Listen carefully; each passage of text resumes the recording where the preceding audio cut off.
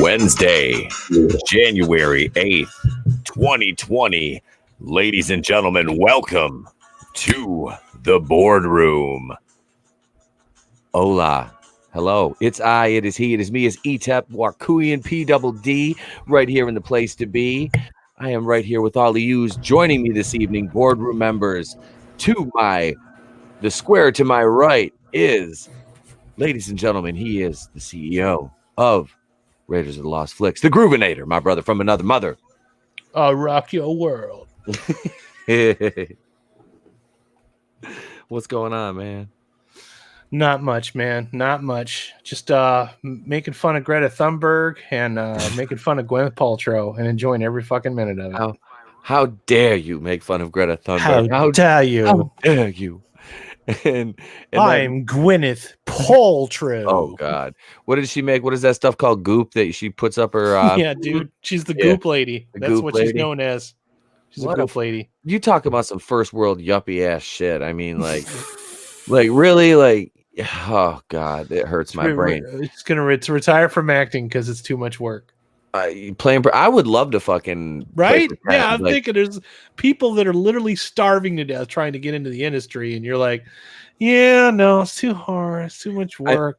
I can't even remember the names of the people I'm acting with. Whatever. I mean, really look at it like this, dude. She is playing pretend right now. I was a pro wrestler. I was in that business for 9 goddamn years, and we don't have stuntmen. We are the stuntmen. See, when she had to do some stunts, which was very few and far between in the MCU movies, she always had a stunt person. See, I would like to act because it would be just like playing pretend, but I have my own stunt man. So the risk of injury is very, very slim. I would like that. I would like that very much, and yeah, I could do that. Now, in the bottom square tonight, he's our resident Florida man. He's the other Florida man. The other Florida man. He's our representative from the Florida man delegation. Mr. Sunshine. Mr. Blue Skies. Commander Cody from Goober Brothers Entertainment. What's going on? I swear I'm not drunk. I'm just talking in cursive. No. Oh no, we can attest for his segment will be a blast tonight. Yeah. Oh yeah. Oh, so how are you, man? What's going on?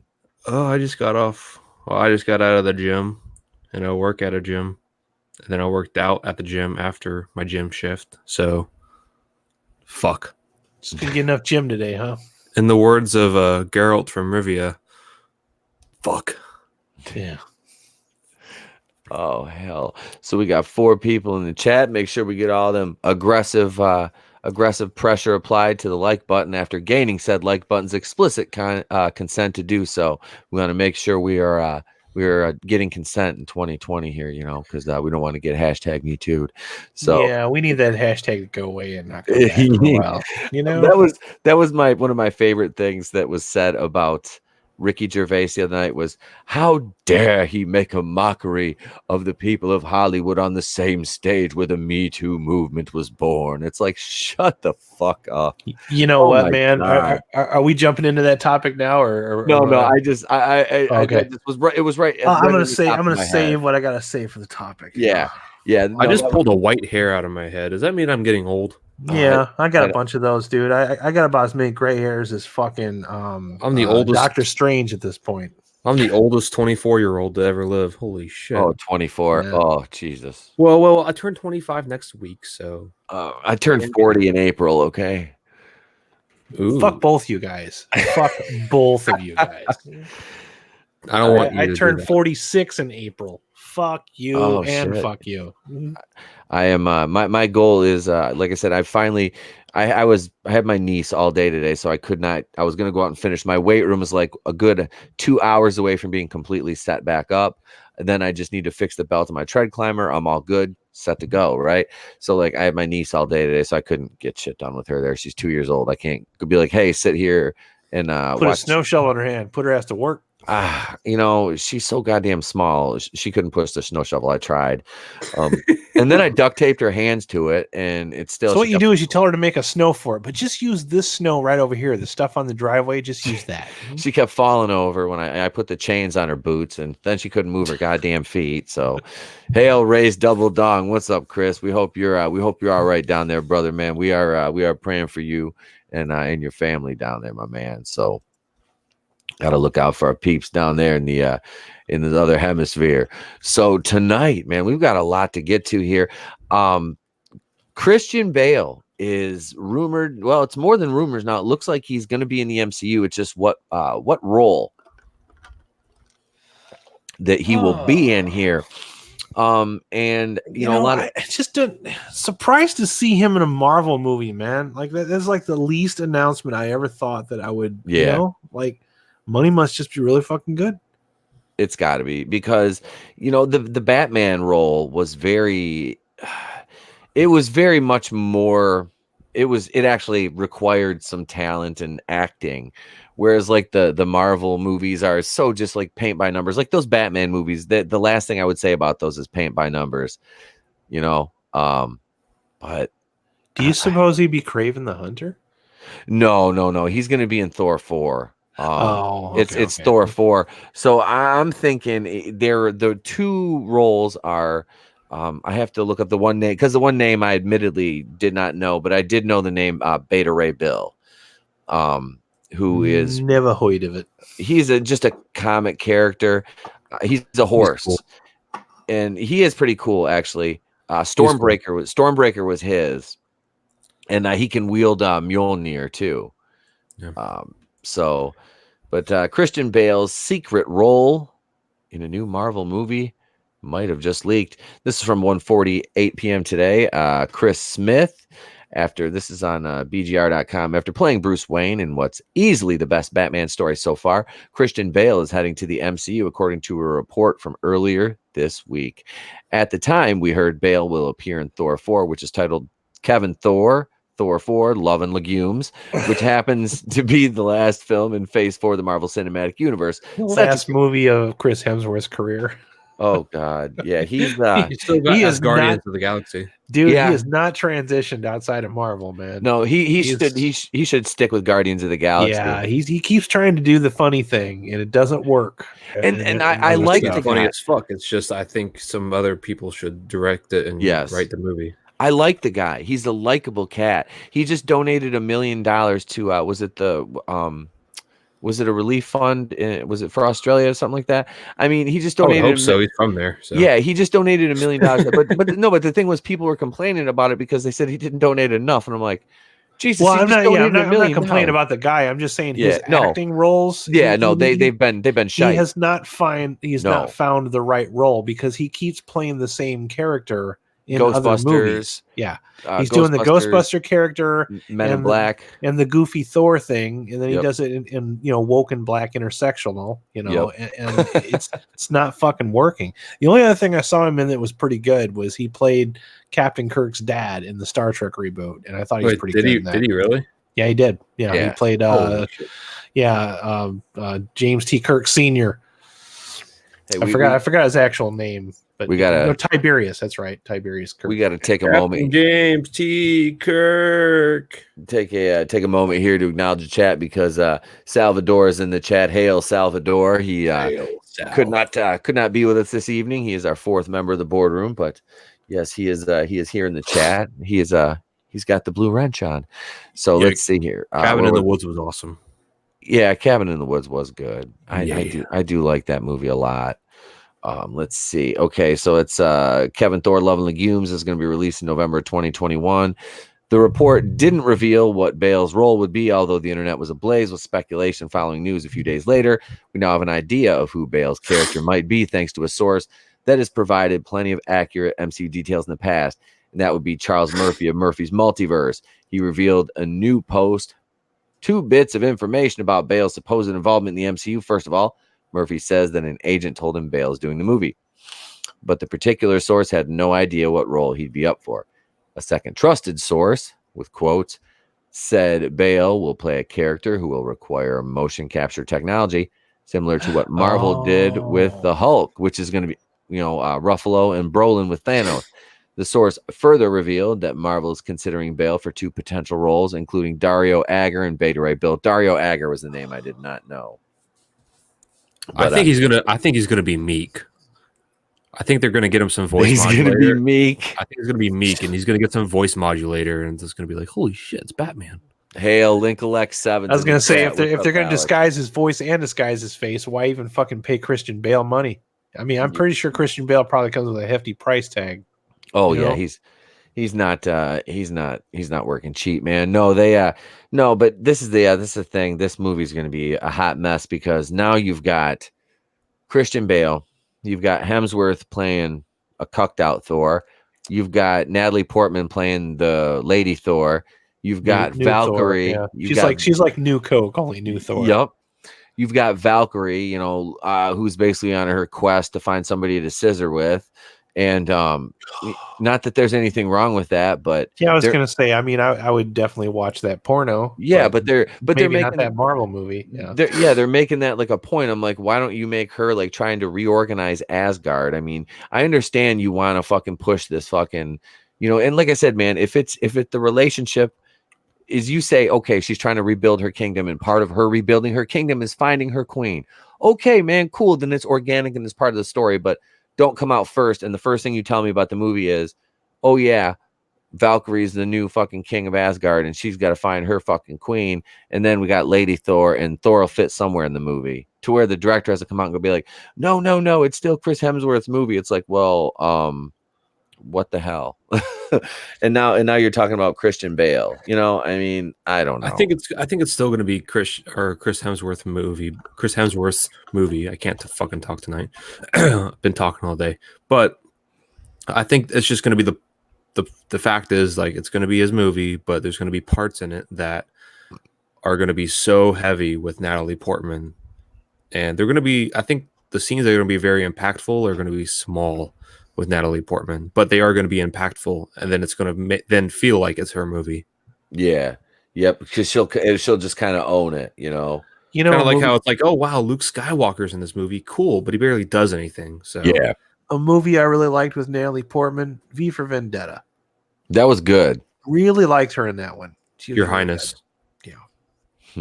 I haven't seen that. That's one I haven't watched in a long time. Yeah, Your Highness. So I see that one. Oh shit, let's see here. All right. Let's see. Okay, so source. I'm hearing it's a mocap role, but still looking into it. In my mind, this doesn't rule out Dario Agger. It's meek, dude. I'm telling you. It's meek. But it doesn't make him the best choice either. Happily, 3 minutes later, source. Who's Dario? Me, Dario Agger. Is that who he is? Did someone tell you that? Source. Yeah, but they also mentioned Beta Ray Bill.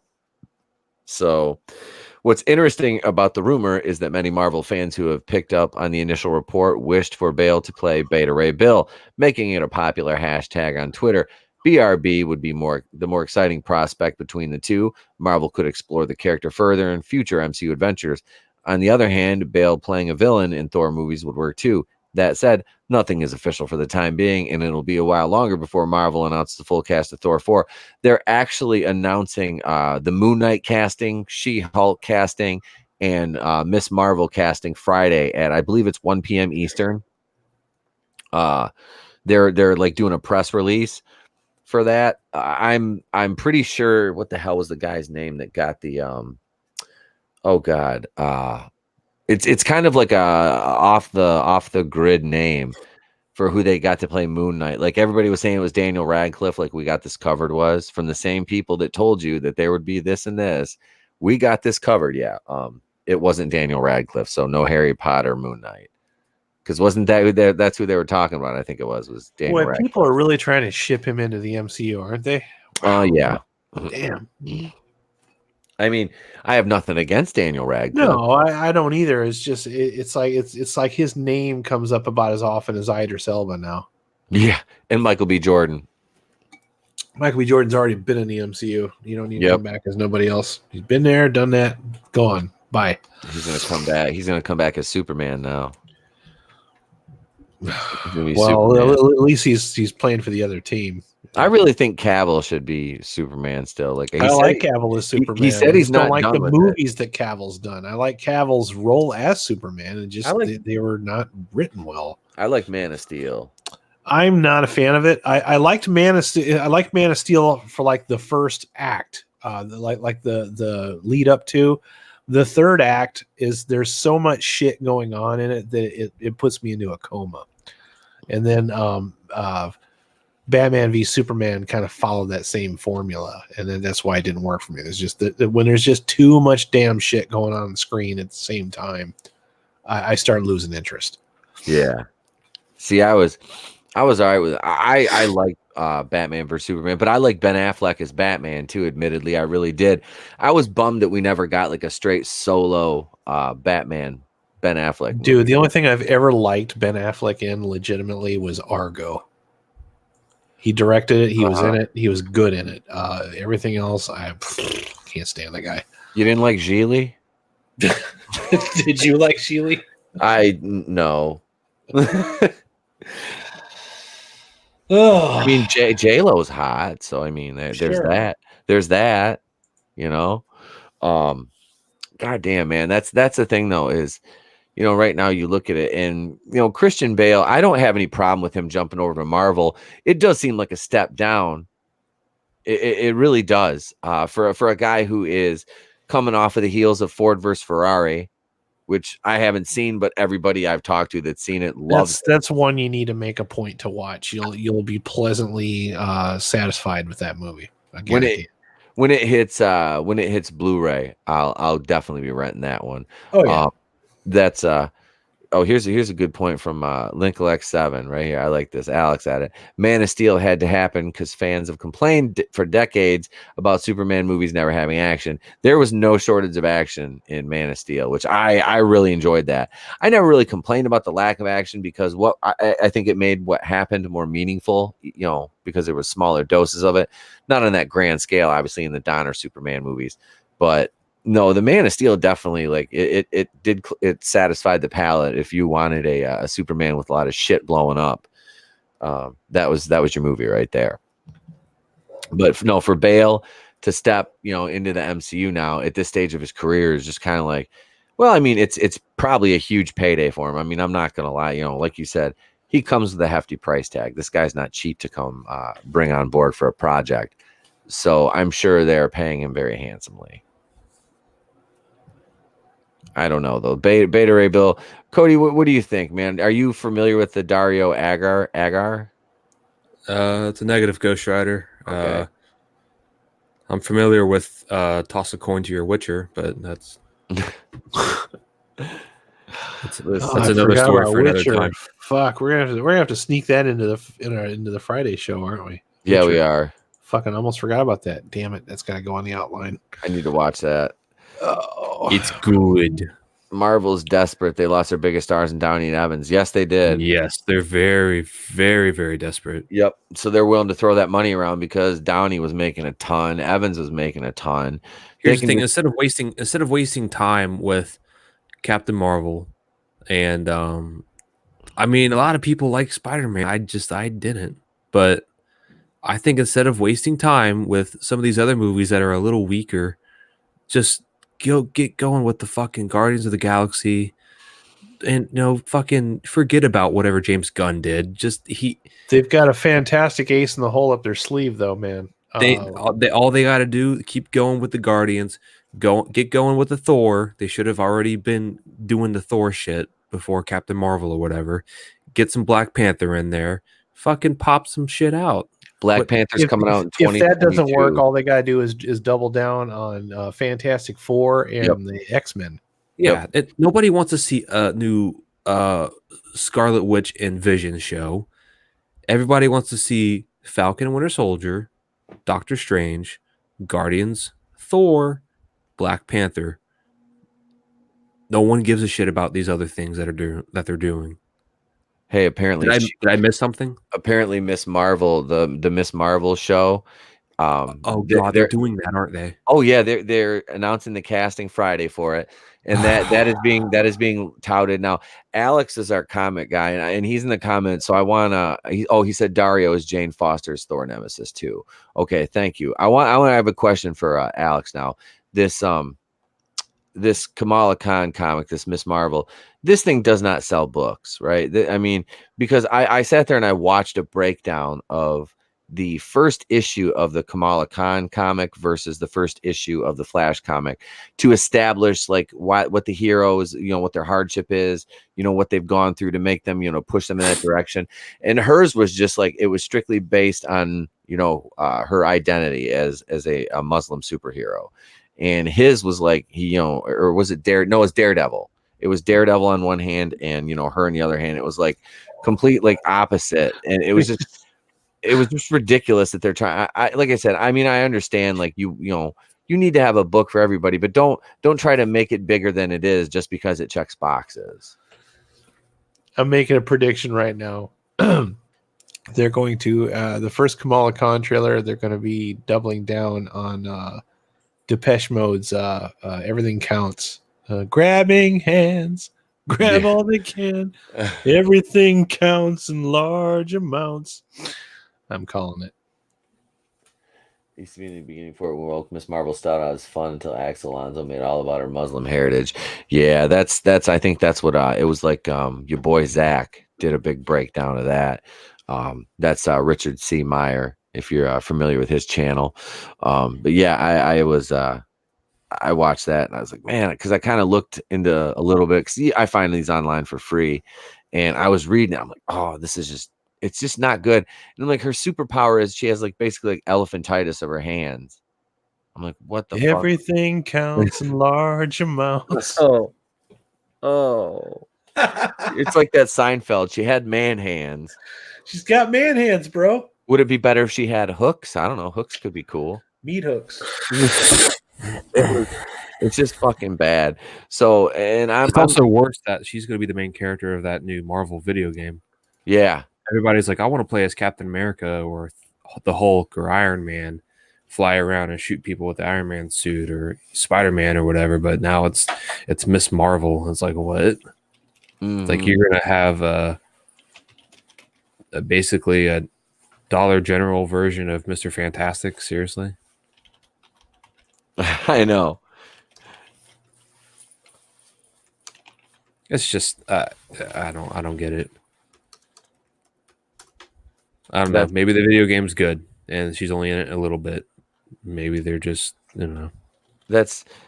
I don't know. Oh, here's Alex says Miss Marvel is basically MCU Spider-Man. She's a fangirl and constantly riding Carol Danvers' jock. Yeah, that's it too. Like the Miss Marvel when it was Carol Danvers, when she was Miss Marvel, I read those books and those weren't bad at all. And she was actually drawn like a woman, she was when she wore the black outfit. Yeah, she was really, that's when Miss Marvel was, Miss Marvel. She wasn't Captain Karen with her Hey Alex, we're gonna bring you in here. Yep. We're gonna send you a link. Jump in with us. Yep, I'm copying the link right now. I'm going to email that over to you, Alex. Can you guys hear any of that in the background? Am I place? No, nothing. No, you're good, okay, cool. Man. You are good. No, so Marvel's making all these announcements, and this is coming, right before they get New Mutants is coming out. Now that's just like a bonus for them. Getting New Mutants out because that's just extra money in their pocket because they're releasing it under 20th Century Fox, but it's Disney. So I just am wondering how they're going to tie that in continuity wise. I really don't care. I'm not really like excited for this movie, but I like it because the X-Men movies didn't just go paint by numbers. They took chances. They failed sometimes, but when they hit, it was fun. So I'm anxious. When is that one coming out now?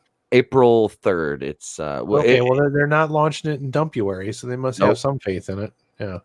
But then again, they had faith in Charlie's Angels. We all know how that turned out. Wah wah. Oh yeah. And Black Christmas. Oh, wah wah. And Terminator Dark Fate. Wah wah. Terminator Duck Feet. There, I just sent you the link, Alex. Yeah, Get in here, dude. Yep, come on in, man. Let's- Come Yeah, on in. The water's fine. We got The plenty first- of room. Yeah. He is the first official guest of the boardroom. Yep. That is correct. He is. He's our first official guest. Oh, he said, okay, still at Wawa getting subs. Hosting from Wawa would be funny. Now that's a dedicated man right there. He is watching us from his cell phone while getting sandwiches. That's what Yeah. I call multitasking. That's what I call getting shit done. Yes, sir. I like that. I was talking about food, and I just ate dinner, and I'm hungry again. I did too, dude. Now I'm talking about subs, and now I'm thinking about Wawa subs. Fuck. God damn it. Fuck. Text my wife and tell her to bring me some fucking food. Uber eats that shit. So let's see here. What do we got? Okay, so Star Wars. Let's talk Sorry, my about- dog was in the room giving me a fucking headache. I thought you were having a heart attack. I know. No, my dog's name is Sheldon. Everybody. You were asking if I heard anything, and I'm like, you're so clear, I can almost hear like your stomach doing hula hoops around your ass. I'm trying to visualize that, but I'm just kidding. I'm still trying.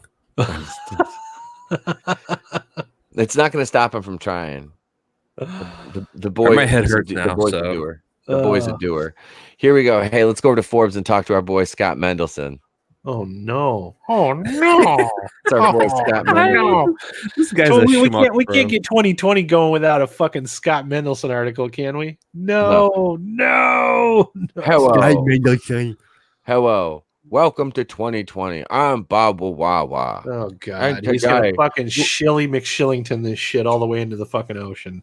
And tonight we're talking to Scott Mendelson from Forbes magazine. He covers the film industry. Does he though? Does he really? No. Christmas saved Star Wars Rise of Skywalker from box office disaster. Oh god, these fucking ads. That's about it. If not for the post-debut holiday frame, Walt Disney and Lucasfilm Star Wars The Rise of Skywalker could be ending its run under 400 million domestic and below 800 million worldwide. Star Wars The Rise of Skywalker dropped 70% from last Tuesday, admittedly part of the holiday, for a $4 million gross. That's 32% from yesterday, thanks to Cheap Ticket Tuesday, and for a 458.5 million 19-day domestic cum, setting it up for around 464 million domestic as it enters its fourth weekend. With a continued 49 to 51 domestic overseas split, The Rise of Skywalker has earned 936.2 million worldwide, and it will enter the weekend around 947 million. It'll either cross the $1 billion mark on Sunday or soon after. Fuck. Once upon a time, I thought the advantageous holiday calendar would allow it to outgross The Last Jedi, but in fact, the holiday calendar is the only thing that prevented a total collapse. There really wasn't much to pick that weekend because my choices were because I went out to the movies that weekend. I was actually, when I was in Illinois, I went with two buddies of mine and says, "Hey, we'll go to the movies. All right. Well, what do you got to pick from? Cats, Star Wars, and Uncut Gems. Those were the fucking movies that were out that we hadn't seen. I would have went to see Cats. We went to Uncut Gems. You Fuck said Star that was Wars, all right. dude. You said that was all right, though, right? Yeah, well, I'll review it this weekend, but yeah, I mean, I don't resent seeing it, but I mean, those were my choices for Christmas weekend was, Cats, Star Wars, and Uncut Gems.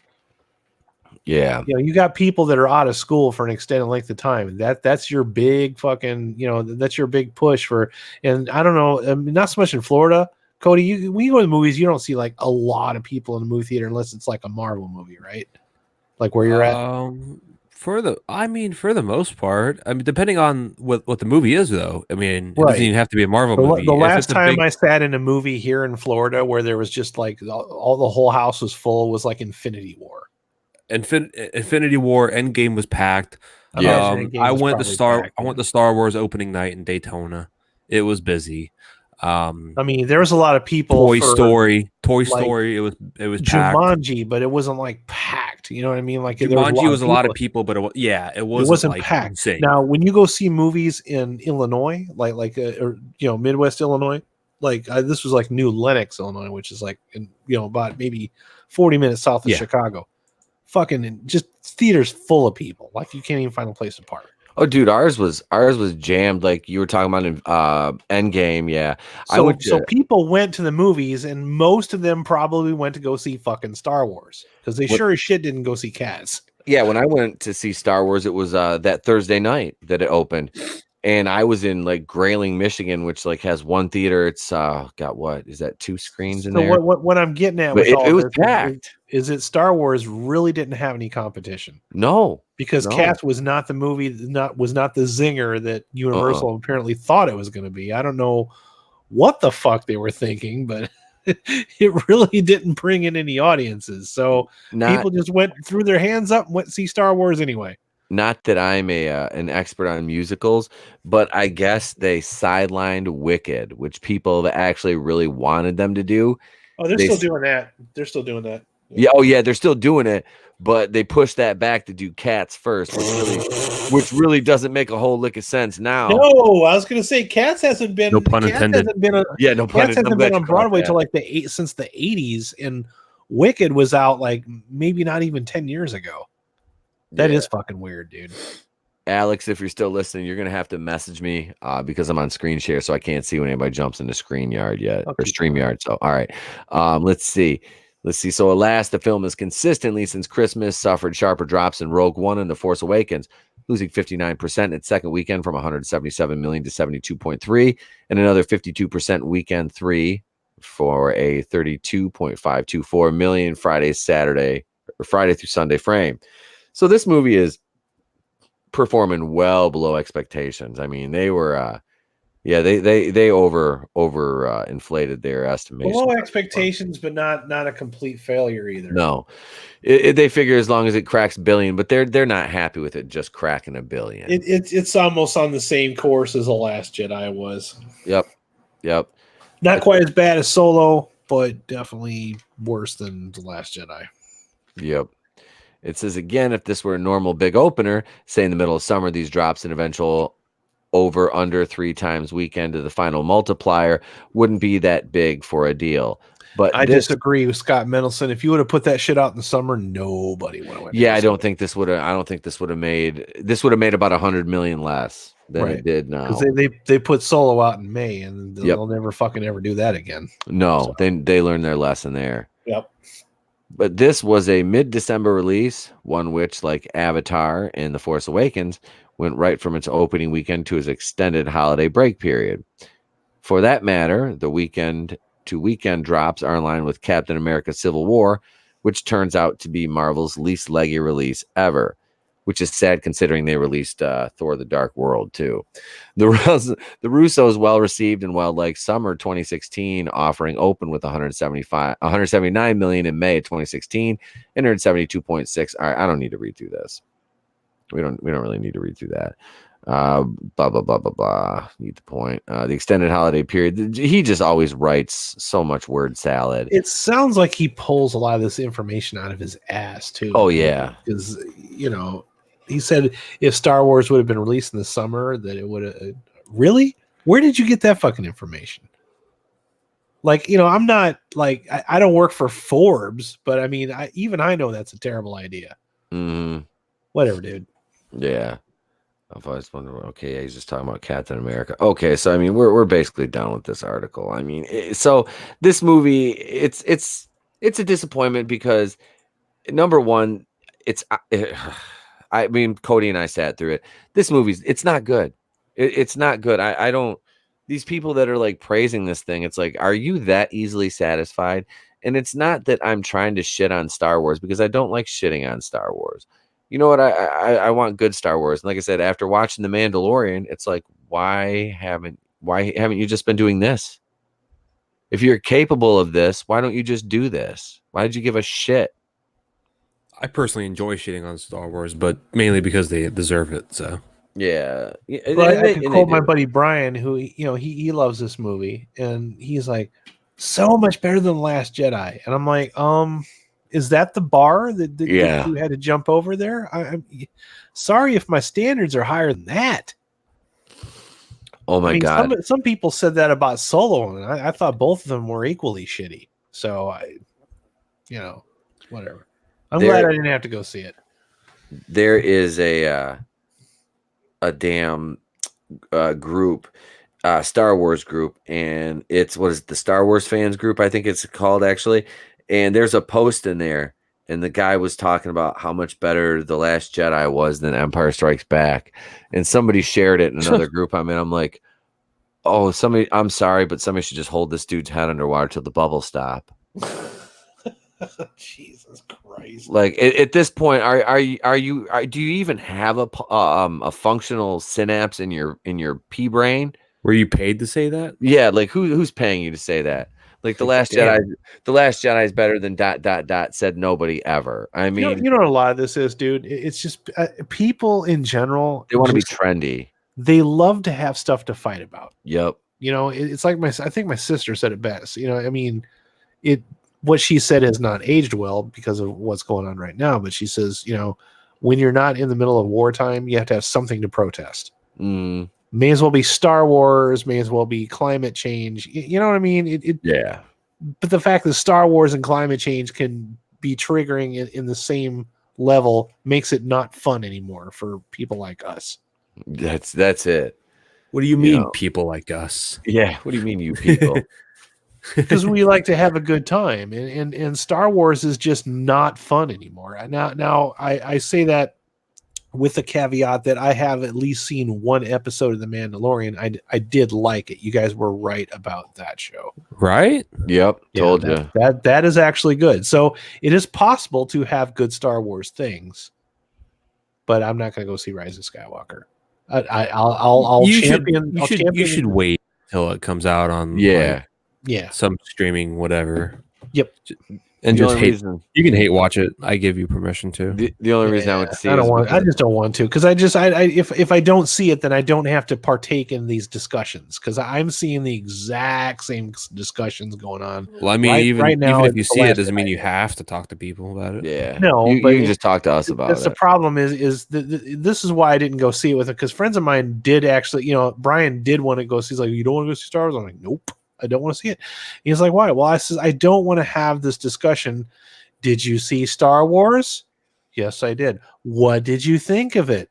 Well, I didn't like it. Why didn't you like it? Did you not like it because it has strong female? Yeah. You know what I mean? Or Exactly. Raylo That's exactly shippers why I and- hated it. fucking Raylo shippers being a term. I just don't. And I'll just flat out tell them like, no, I didn't see it because a Raylo ship talking about Raylo shippers has made this franchise not fun to talk about anymore because people are obsessed with dumb shit like that. Now, my buddy Brian did say something funny about that. He's like, yeah, glad you brought that up. They need to make more Twilight movies so that those people will stop talking about Star Wars and worry about something else. Hey, Twilight's great. Okay, gosh. Hey, there's nothing wrong with Twilight, right? There is. There's a lot wrong with Twilight. Yeah. Don't the vampires aren't supposed to sparkle though? I'm telling you, that movie would be amazing if like you took the same exact movie as Twilight, but they actually weren't really vampires or werewolves. So, but they just acted like it, like they're in high school and it's all dramatic, and they're like, "Yeah, we're vampires." And then they tried doing something vampire-y, and they just can't do it. Something vampire-y. They're like the goth kids on South Park. Yeah, That's basically society, bro. That's basically what they are. They're just the goth Society, kids on South bro. Park. Then Butters comes in. Oh, geez, guys. Dude, I love Butters. Butters is fucking great, man. Like the whole like the first episode they did with him, his own little like the Detective Butters episode, Oh my god. where he follows his dad to a fucking gay bathhouse. He made a good point, though. I feel like they tried to take the Star Wars brand and then kind of turn it into like a Twilight type, a tween type movie, and market it towards that crowd. And you know that's fine, but not with Star Wars. No, it's not because gonna work like with Star that's Wars. kind of why I didn't go see Alita Battle Angel at first because the trailers made it look like another one of those tween movies, like a Legions or fucking Maze Runner or one of those. You know, watching that movie, Alita Battle Angel is definitely a movie that could be fun for tweens, but it's also fun for adults and people that are into cyberpunk like me too. So it's possible to make something that everybody can enjoy. Just Star Wars is not one of those things. Leo Red's in the chat, and he coming with the thunder. He comes in with the thunder. My protest for bestiality rights is valid. Leo Red coming in hot. Coming in hot. That's called being goth, Goober. Goober is far from goth. Did you see the? I was talking. Speaking of goth, Batwoman got renewed for season 2, and my girl Ruby Rose comes back with the second half of season 1 on January 19th. I believe it's Sunday. Let's see. Are you ironing your pants for the occasion? I am. I don't know. There'll definitely be a wrinkle in it from Ruby. I'm telling you. I have Stockholm syndrome. I'm kind of attracted to her. You're going to now. buy her some flowers. She's I don't know. Like I said, you check the private chat. That picture of you I sent in there. She's like, yeah. It's those tattoos. It's those tattoos, man. It is. It really is. But no, I don't mind reviewing the show. It's terrible to watch, but it's fun to review because it's so bad.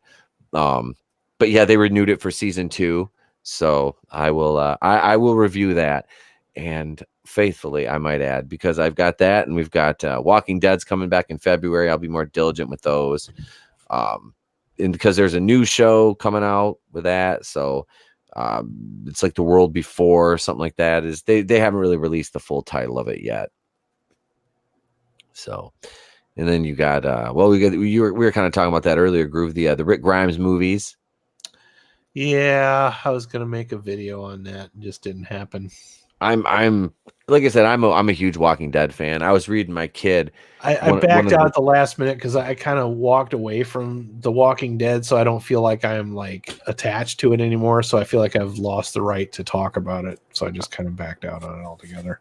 I'll do that one tomorrow. Yeah, I'll do that. That's more your territory, because I stepped off after the big battle with Negan and Rick Grimes, and that was like a couple minutes long, and I'm like, oh, that was it, like that big battle that they've been teasing for 8 fucking seasons.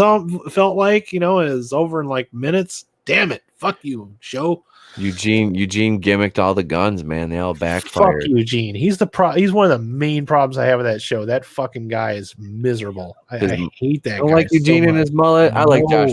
I like Josh. No, I can't stand that character. I can't stand the character, and I can't stand the preacher either. I love that actor that plays the preacher. Seth Gilliam. Yeah, he's great. He was great on The Wire. He was great in Starship Troopers. Starship Troopers. Yep. Him in Walking Dead. Can't stand his character. Cannot fucking stand him.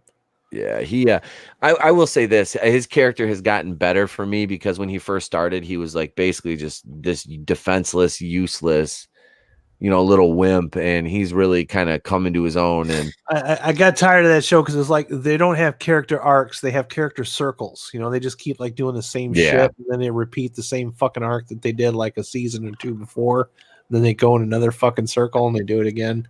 There's been some announcements that they're planning on going big. Well, they're in season 10, so they're planning another 10 seasons. Oh fuck! I'm glad I stepped off when I did. But what they're gonna do is they're gonna reboot. Basically, it'll be a soft reboot, and the whole show is a soft reboot. It is, because they keep the only people left from the beginning are Carol and Daryl, and I'm trying to think Carol and Daryl, and Maggie's coming. Seinfeld skits like, don't be late. We're late for Carol and Daryl's house. Yeah, they live out on Long Island. We're late for Carol and Daryl's party. You remember that, Mike? That's a Seinfeld episode where Michael Chiklis was the guy out there. Yep. Oh, Leo Red. Dude, yes, right here. Eugene is the best incel representation on TV right now. You're not fucking wrong. That is basically Eugene. Fuck that guy.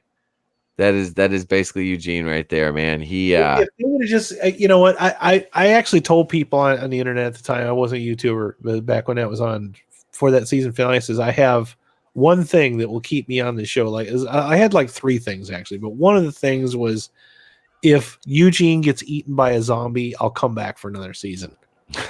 Didn't fucking happen. Like none of the things that I predicted happened. So I'm like, that's it, mount done. I used to do spoiler videos for The Walking Dead when I was DJing, because I did a segment on my radio show called Discussing the Dead, and I would do I didn't do spoilers on the air on the radio. I would do them on my old Facebook DJ page, which has long since been deleted. But yeah, I had, God, what was it, like probably 20 some videos I did, just little shit, dude. little spoiler videos. I used to love it, but I'm gonna do a prediction for you right here. All right, I'm gonna spoil some Walking Dead for you. All right, I'm gonna spoil the next episode. There's gonna be people walking, and you're gonna wish you were dead. The show literally has a talk show that tells people that what they saw was good. Literally, fucking does that. Who else does that? Nobody. Chris Hardwick just needed another job. Fuck. Chris he needed money to pay for his divorce. Is he divorced now? No, I don't know. Didn't he? No, he didn't.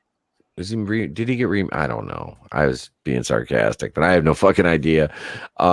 Let's see. I did have another article about Star Wars here. Let's see. Oh yeah, the new Star Wars trilogy. Some rumors about that. You guys want to hear about that? Sure. You guys want to hear? Jesus Christ, the pop-ups on this fucking site. Is it actually happening now, or? This is just some rumors. This fucking pop-up won't close. This is a goddamn nightmare. I'm so over the just like announcing trilogies and announcing sagas. It's yeah, like, I don't.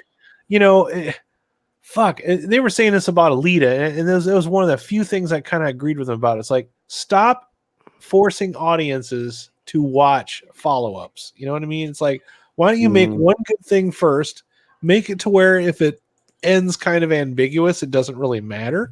Yeah. You know, don't like tease all this stuff that you're not going to be able to deliver on. And don't fucking announce that you're going to make a cinematic universe or a fucking trilogy. Make one good movie, make sure everybody goes to go see it, and then worry about making sequels. Mm-hmm. But no, they want to announce a fucking trilogy before the goddamn movie, the first movie's even out. So it says the next Star Wars movie saga rumored to take place 400 years before the Skywalker saga. And I think we talked about this on Monday night a little bit. I'll tell you right now what's going to happen. They're going to use the World Beyond Worlds, the time travel thing with Ezra from Rebels, right? Now, hear me out.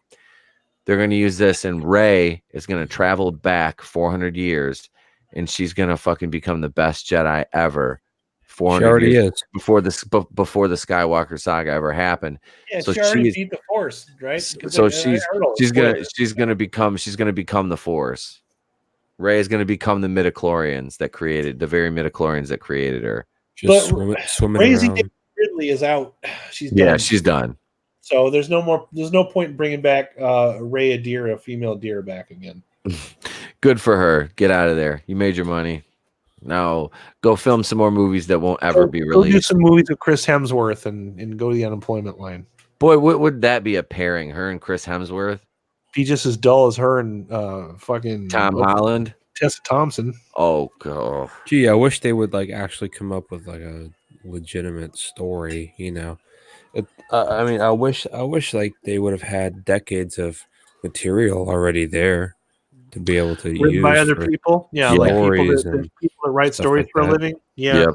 Man, imagine what that would have been like, huh? All right, so this says, now that Star Wars The Rise of Skywalker has brought the Skywalker saga to an end, the future of Star Wars is up in the air. The Last Jedi writer and director Rian Johnson is slated to have his own trilogy at some point. No, he's not. Stop trying to make Rian Johnson's trilogy a thing. But Game of Thrones creators David Benioff and D.B. Weiss are no longer working on a trilogy. However, the story that the duo was developing may still be intended to kick off the future of Star Wars. It might follow a similar path to that of the Marvel Cinematic Universe. And that's one thing I heard. I can't remember who it was that was talking about that this morning. But they said that they're going to try to make the future of Star Wars like the MCU and have these little loosely threaded stories, and yep, it's going to be like the MCU.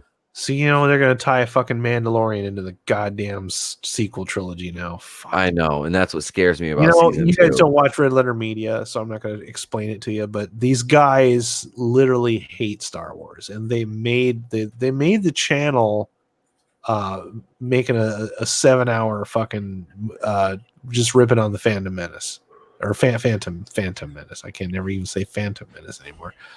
They have like a 7-hour video where this guy just rips on the Phantom Menace. They like the Mandalorian. Damn. These guys are Trekkies, like big time Trekkies. All right. Okay. They like the Mandalorian, and they said that movies are basically dead, and the way to go is streaming services because you have movie quality actors, movie quality acting, movie quality special effects. But you put it on as a TV series, you have the time to build these things up, to flesh out the characters, to give them bottle episodes, give them arcs. You know what I mean? Like, people are enjoying The Mandalorian, watching that. And actually, The Mandalorian is more in line with original Star Wars than actual Star Wars, because original Star Wars was inspired by the Flash Gordon serials. So The Mandalorian, when you watch it plays out like the old serials did. Yep. They're actually borrowing more from those old serials than they are from its own source material. The problem with like The Last Jedi and The Rise of Skywalker and The Force Awakens is it's borrowing from itself. Mm-hmm. So it's like recycled shit. You know what I mean? Like, everything is it's like recycled wastewater you're watching. You know what I mean? Rather than borrow from things that, you know, the good Star Wars movies borrowed from things that inspired Star Wars to begin with. Yeah, that makes sense. Yeah, yes. It's like the copy of a copy syndrome. It's like when you got cassette tapes. Yeah. You copy one, then you loan it to your friend, and he copies it, and then you lose yours, so he copies the copy, and then you get it back and don't sound very good.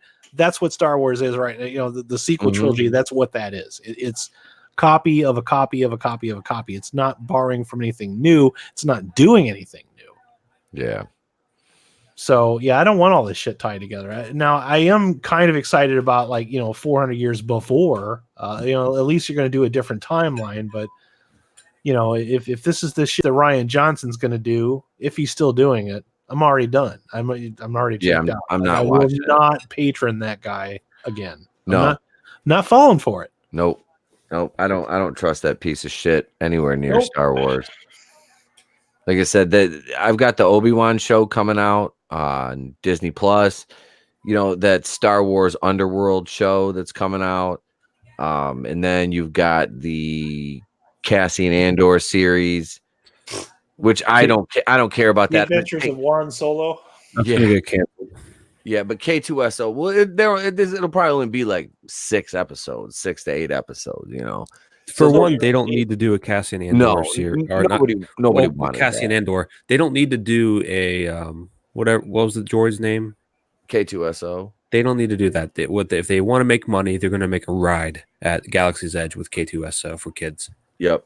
That's what they need to do. You notice that the Mandalorian is doing well, and it has no characters in it from the original movies. Yeah. Like, all new people. What a fucking concept, right? There's some familiar species, it's still a world that you recognize, but it's completely different fucking characters. Wow. It was that easy, and that's what angers me so much about Star Wars is they've had the capability to do this the entire time, yet they gave us a garbage trilogy. Solo, which was utterly forgettable.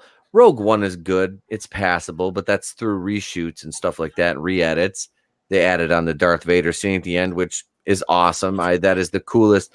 I'm sorry, but that is one of the coolest Darth Vader scenes ever, because we never got to see Darth Vader just angry, pissed off, slicing through people like that. We didn't ever get to see that really in the movies. It's almost like you bought a Lego set, that's designed to make an airplane. Like, you got the whole full set laying on the floor in the center of the room. You gave to Disney, and they built you a hang glider and left all the fucking pieces laying on the floor. That's what the sequel trilogy has become. They built you a hang glider that doesn't even fly. Yeah. Ugh, that's fucking Disney. That's Kathleen Kennedy. That's the regime. The sequel trilogy is, hey, look at this helicopter. We're gonna give it wheels. Yeah, because wheels are better. Yeah. Mm-hmm. In fact, Mike Stolas from Red Letter, he said it better. He says they should probably let Jon Favreau do the whole Star Wars franchise. Like, just let him produce it. Yeah, he says I know I'm going to say this, and then I'll probably resent it in 7 years. But right now, I think that's the person that probably has the ability to make sure that shit works. Him and Dave Filoni. Dave Filoni. I don't want to hear any shit about Kevin Feige either. You know, I let him do his Marvel thing and bring people in that have already done stuff that people like to do that. You know, and if Star Wars wants to continue to exist as a string of TV series, I'm fine with that. I'm cool with it. I don't care. They're gonna They do don't it. have to be movies. Feige's gonna come in and he's doing a movie, and they're gonna. I guarantee you, Bob Iger is gonna use that to test the waters to see how this Marvel formula is gonna go. Then Feige will step back because the MCU is still pumping out. Like I said, they're about ready to go to 4 movies a year. So that means it's going to be fucking full of corny jokes and too much fucking CG and a bunch of fucking callbacks. I can predict it already. It's going to be it's going to be the Marvel formula is that it's member berries and corny, like overuse of corny jokes and too much shit happening on the screen all at once. I can agree with that because that's just how they're going to do it. This says a new rumor from Making Star Wars, which has been pretty reliable. That's Jason Ward with the Star Wars scoops in the past. Says the next Star Wars saga will take place during an era being referred to as the High Republic era, similar to previous rumors about the project Benioff and Weiss were working on. This new series will take place 400 years before the Skywalker saga. But unlike the saga that just wrapped up, we won't be looking at a new trilogy. Cody, do you know much about this era they're referring to? Which era? The High Republic era? Not on the top of my head. Okay. I was not sure if you did. Get up there. Let's see. It says the new Star Wars saga will be made up of a series of films that will take place in the same story era and connect with each other in a similar way to the Marvel Cinematic Universe. Apparently, this storytelling approach was meant to be applied to the Star Wars story lineup of films, but since Solo ended up being such a disappointment, Lucasfilm decided to pull back and focus their attention elsewhere. But that would explain why Kennedy recently talked about moving away from the trilogy format. Darth Kennedy, the not so wise. Lovely, right? I feel like that probably wasn't even the case. They're probably just lying in this article, just like, oh, we're gonna make it seem like we had a plan, but they didn't have a fucking plan. Nope. They didn't have a plan for any of this stuff. They didn't plan on using any of the EU. They had a checklist, and all they had to do was just hit all the checks, and then that's it. The story was thrown in at the very last minute. Yeah. There's no way they planned on doing the High Republic. Is that like years after Return of the Jedi? Is that what I'm thinking of? What's that? Or is that before the High Republic? That's before. This is like 400 years before the Skywalker saga. Talking about the old Republic? Is that basically it? The Old Republic? It sounds like that. The old Republic was before it. So why the fuck are they calling it the High Republic? I mean, well then what? I can't remember if that's what it's actually called or I don't know. Star Wars has taken such a toll on me being shitty that it's made me forget a lot of good shit that I've learned. Right, it leaves a bad taste in your mouth. It gives you a headache even fucking thinking about it. So I used to know. I used to know so much shit. It's called oversaturation, dude. It's a real problem. I mean, it's like same shit that happened with fucking Guitar Hero. It's like everybody loved Guitar Hero. Yeah. Everybody loved that fucking game. And then Activision started churning those fuckers out every single year. Like every band that ever had 2 songs was getting their own fucking version of Guitar Hero. It just wasn't fun. Nobody plays that shit anymore. Plus they over monetized the fuck out of it. So when they tried to reboot it, they were going to try to charge everybody for every single song. Not gonna lie though, Drunk Guitar Hero or Drunk Rock Band. Oh, dude, we used to do that. We used to do that every fucking weekend. But the point is that it's the law of diminishing marginal utility. It's an actual economic term, that you study in economics. Well, I study it in marketing. All right, but if you give somebody too much of something, the demand for it lowers, and people don't like it anymore, and it loses its marketability. That's exactly what they do with Star Wars. That's like, I'm like, did any of these people go to school? I took 1 semester of marketing at junior college, and I know this. These people are making millions of dollars a year, and they don't know this? This is common fucking knowledge. Those bastards. Right? Oh, so let's see what else we got. It says, along with this information, making Star Wars has brought to our attention to a scoop from Zero.hu, and their recently uncovered information lines up with these new details. Supposedly, the first step in the future of Star Wars is all tied to an upcoming secret multimedia initiative called Project Luminous, which was announced by Lucasfilm Publishing at New York Comic-Con earlier this year. The initiative involving Star Wars comic writers Claudia Gray, Justina Ireland, Daniel Jose Older, Kevin Scott, and Charles Soule will span comic books, video games, and more. And it appears will be the lead up to a new series of Star Wars movies. But what will this new Star Wars saga be about? Well, Project Luminous is rumored to follow a group of Jedi setting out to explore the then unknown regions of the galaxy. The Jedi heroes would go on numerous adventures and encounter a few different kinds of enemies, including some sort of ancient evil Sith gods. There would be various Jedi that we follow, each with different strengths and force powers, similar to what we've seen from the Avengers and the MCU. But there will also be heroes who aren't Jedi. So it's going to be the origin story of Babu Frick and Dio. Oh, God. The hair dryer and the little fucking organ grinder monkey. Yeah. The further adventures of those two fuckers. Oh, that's just great. That's just what I fucking wanted. What if they start retconning their own stuff and they're just like, Babu Frick was actually inside K2SO? Babu Frick was actually Darth Plagueis. Babu Frick is Darth Plagueis. Your Snoke theory sucks.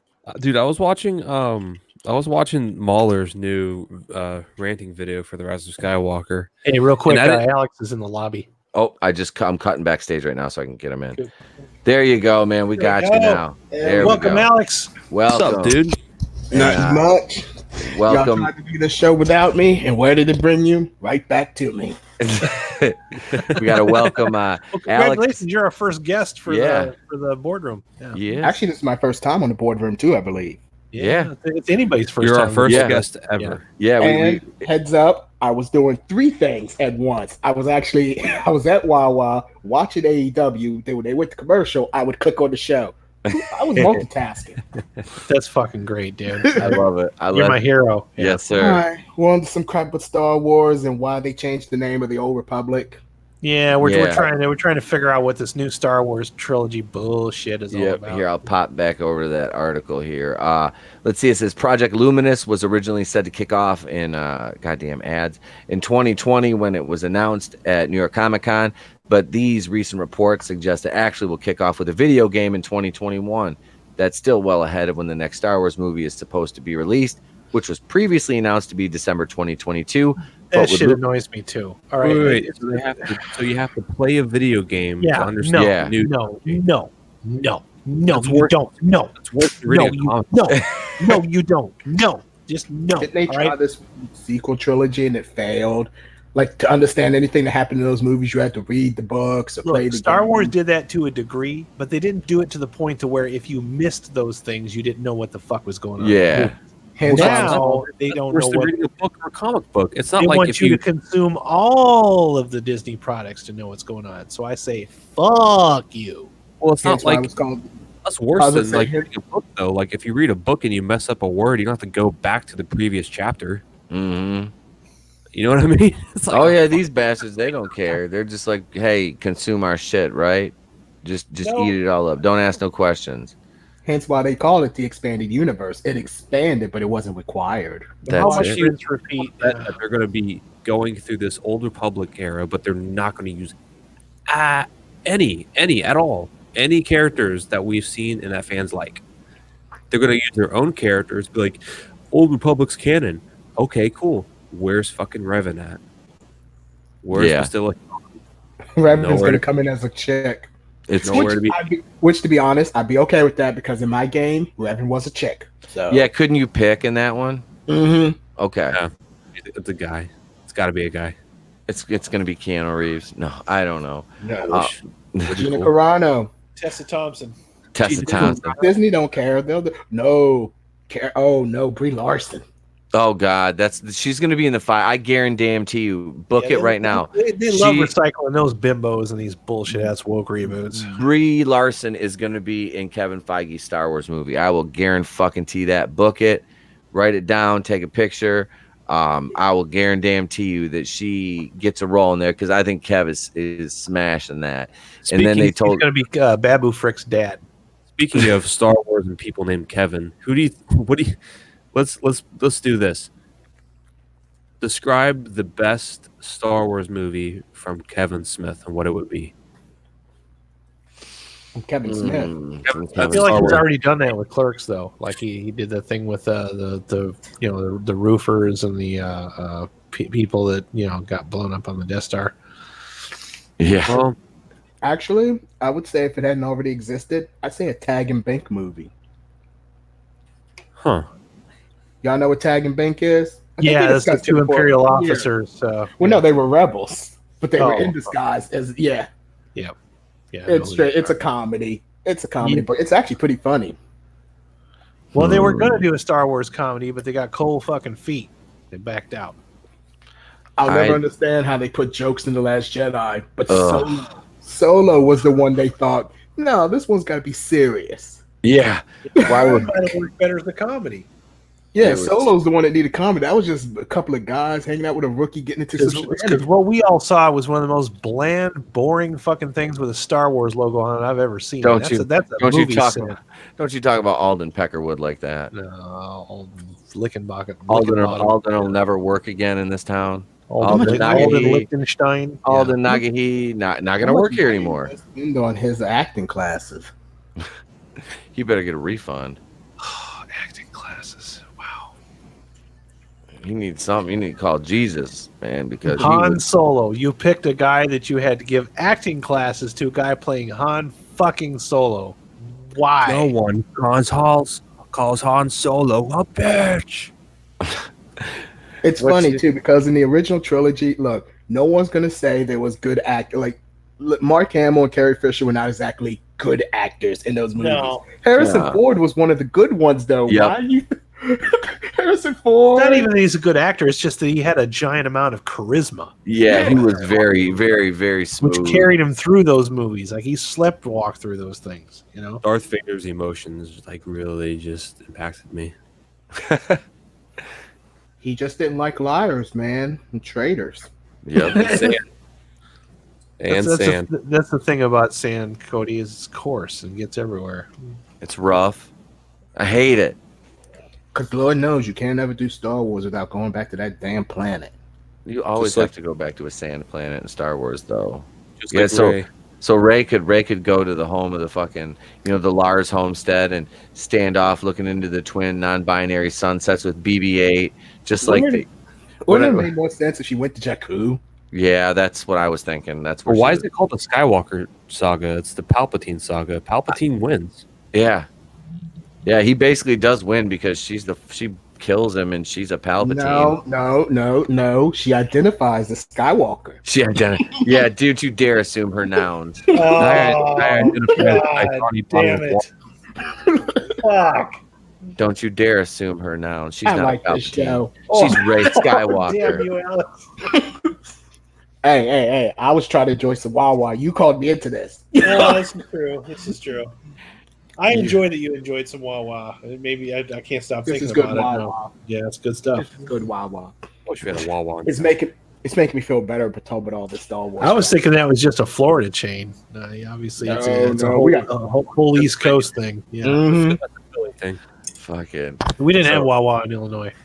Y'all ain't Yeah, cool enough. I spent my whole life without a Wawa. We also don't have Publix over there either. So No, and I love Publix. I'd Right? never even heard of Publix I don't until know y'all what that started is. talking about. I didn't Yeah. know Grocery either, store, Alex, grocery store chain. because they're So talking they're- about, They're fucking in the- everywhere, owned by the dude. customer. Yeah. they're talking about going to Owned by the Publix. I'm like, huh? owned by the employees. They all own stock. Yep. Oh, we That- got something like that, but we call it Radners. Yeah, it public. There's like a Publix like almost every 5 miles down here, and It's they're all amazing. great. I wonder if it's one of those things like Hardee's and Carl's Jr. Publix fried chicken. Best deli I've ever eaten at. Mm. Fried chicken, sandwiches. Oh shit! I'm gonna stop. I'm gonna stop. Yeah, General- stop, man. I'm fucking General hungry Fried- over here, dog. I got General's fried Got good fucking wings too, dude. Holy shit! And then you can come down here. Then you can come down here and do some magnet fishing. I am actually maybe in March going to be down in the Keys. I'm looking forward to that. I've never been down there before, so I might be going down for a long weekend. Me neither, actually. Said you live down there, bro. Yeah, know, I long one of my dad's friends he owns a couple condos down there, so we're gonna go stay down there for a long weekend. Magnet fishing. Yeah, that's what I said. I told my wife, I was like, we gotta go magnet fishing. She says, what's that? I'm like, don't worry, I'll explain when we get there, but we're going. I was like, I'll explain when we get there. Oh, Trey's gonna be like, your son's gonna be like, I don't get it. I know, right? I'm get him all excited for magnet fishing. You can find treasure. He's like, I'm down.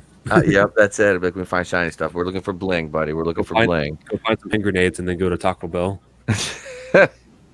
That's a Florida man fucking gimmick right there. What'd you do? Taco Bell. Are we getting close to the franchise wars from Demolition Man yet? Yeah, you put, I'm ready. Put hand grenades in your nachos. You call it Nacho Boom Grande. Mm-hmm. I'm ready for the franchise war, man. I've been preparing for decades. What Leo Red say here? Let's see. Hang on. Ray, not taking your grandfather's last name is destroying the patriarchy. See, man, there's new levels to this movie. They all suck. Taking Baja Blast to a new level. Oh, Baja Blast, nice. I see what you did there. I don't even drink soda, and that sounds good. But at the same time, to please everybody else, she couldn't get by without her man. Nope. She still needed her man. He had to bring her back to life. He had to do a fucking evanescence and bring her back to life and shit. Wake me up. Wake me up inside. Wake up. Oh God, me! all I think is better in Daredevil. that's a fucking Office reference right there.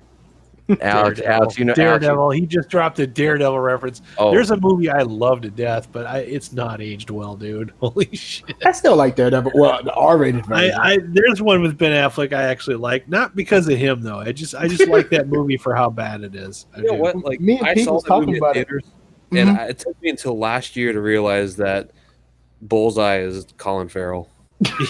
Holy shit, dude! Yep. I had no idea. I don't go every year, a couple times. But I was like, You made me miss. that was his first mainstream movie. Well, me and Pete was talking about it. That movie did not bomb. People keep talking like it did. It made its money. It was a hit. It got ridiculed to fucking back, but everybody went to go see it. Yeah. Oh yeah. I'm watching Daredevil. Yeah, I don't mind. I think they ragged on it so much because it was like a 90s film that came out in like 2003. I was confused though, like, you have Elektra and Jennifer Garner's That's what everyone kept making fun of. and then they had the Elektra movie after. The Elektra movie is really bad. But it didn't connect to Daredevil, so I was really confused. Well, here's the thing. Ben Affleck was actually supposed to make a cameo in that movie because I'm ashamed to say I do have it on DVD. I hadn't seen it yet.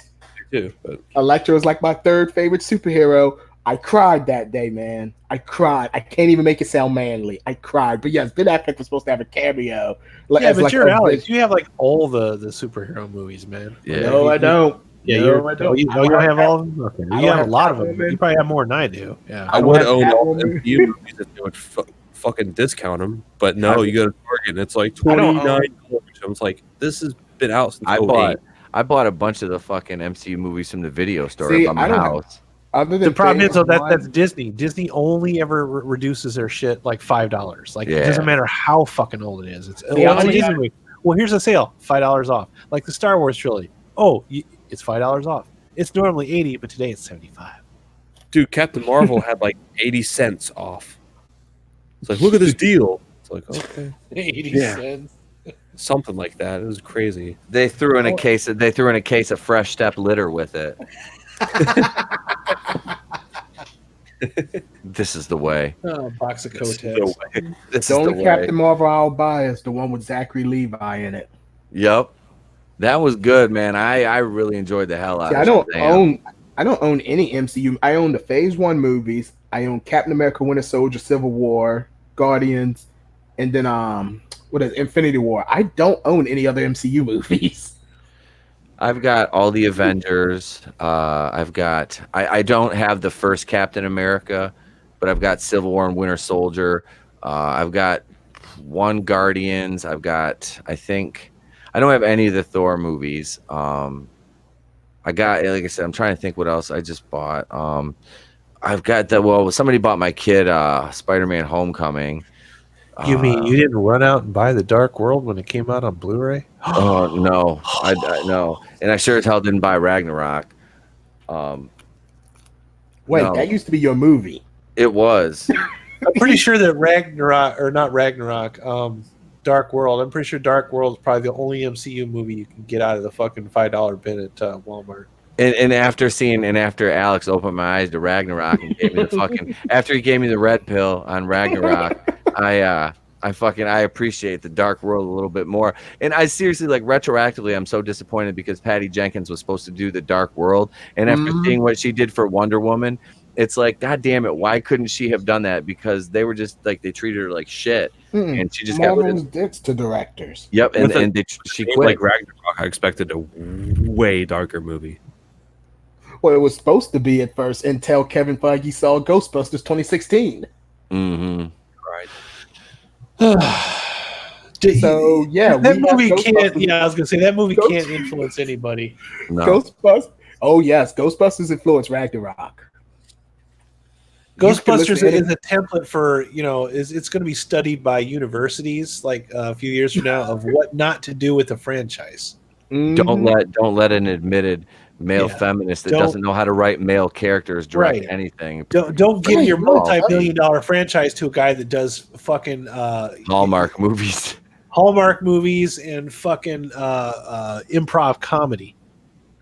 I think the only things he's done that I ever said I liked was I do like Bridesmaid and I like The Heat. I can't think of anything Paul Feig did other than those two movies. The that I can Office. enjoy. Paul Feig's been in on a bunch of the episodes of The Office as a producer, executive producer and shit. As producing. Yeah. But directing wise, I don't think so. Like I said, you mentioned He argued with the Ghostbusters fans. That was pretty funny. I'll admit that. Yeah, I enjoyed that. I like Bridesmaids. Bridesmaids is a passable movie. Bridesmaids was good. I like Kristen Wiig, and what's she deserved better. Yeah, she's playing Cheetah in Wonder Woman, and that looks good. And they kind of made that scene they have with her. They made her look hot. Like they made Kristen Wiig look really Kristen good. Wiig is hot. She is. She's you just gotta look at her. She looks good. They just had her frumped up in fucking Ghostbusters. That's all. But she's a good looking lady. Kristen Wiig is hot, man. Like I could pull up some photos right now. Oh yeah.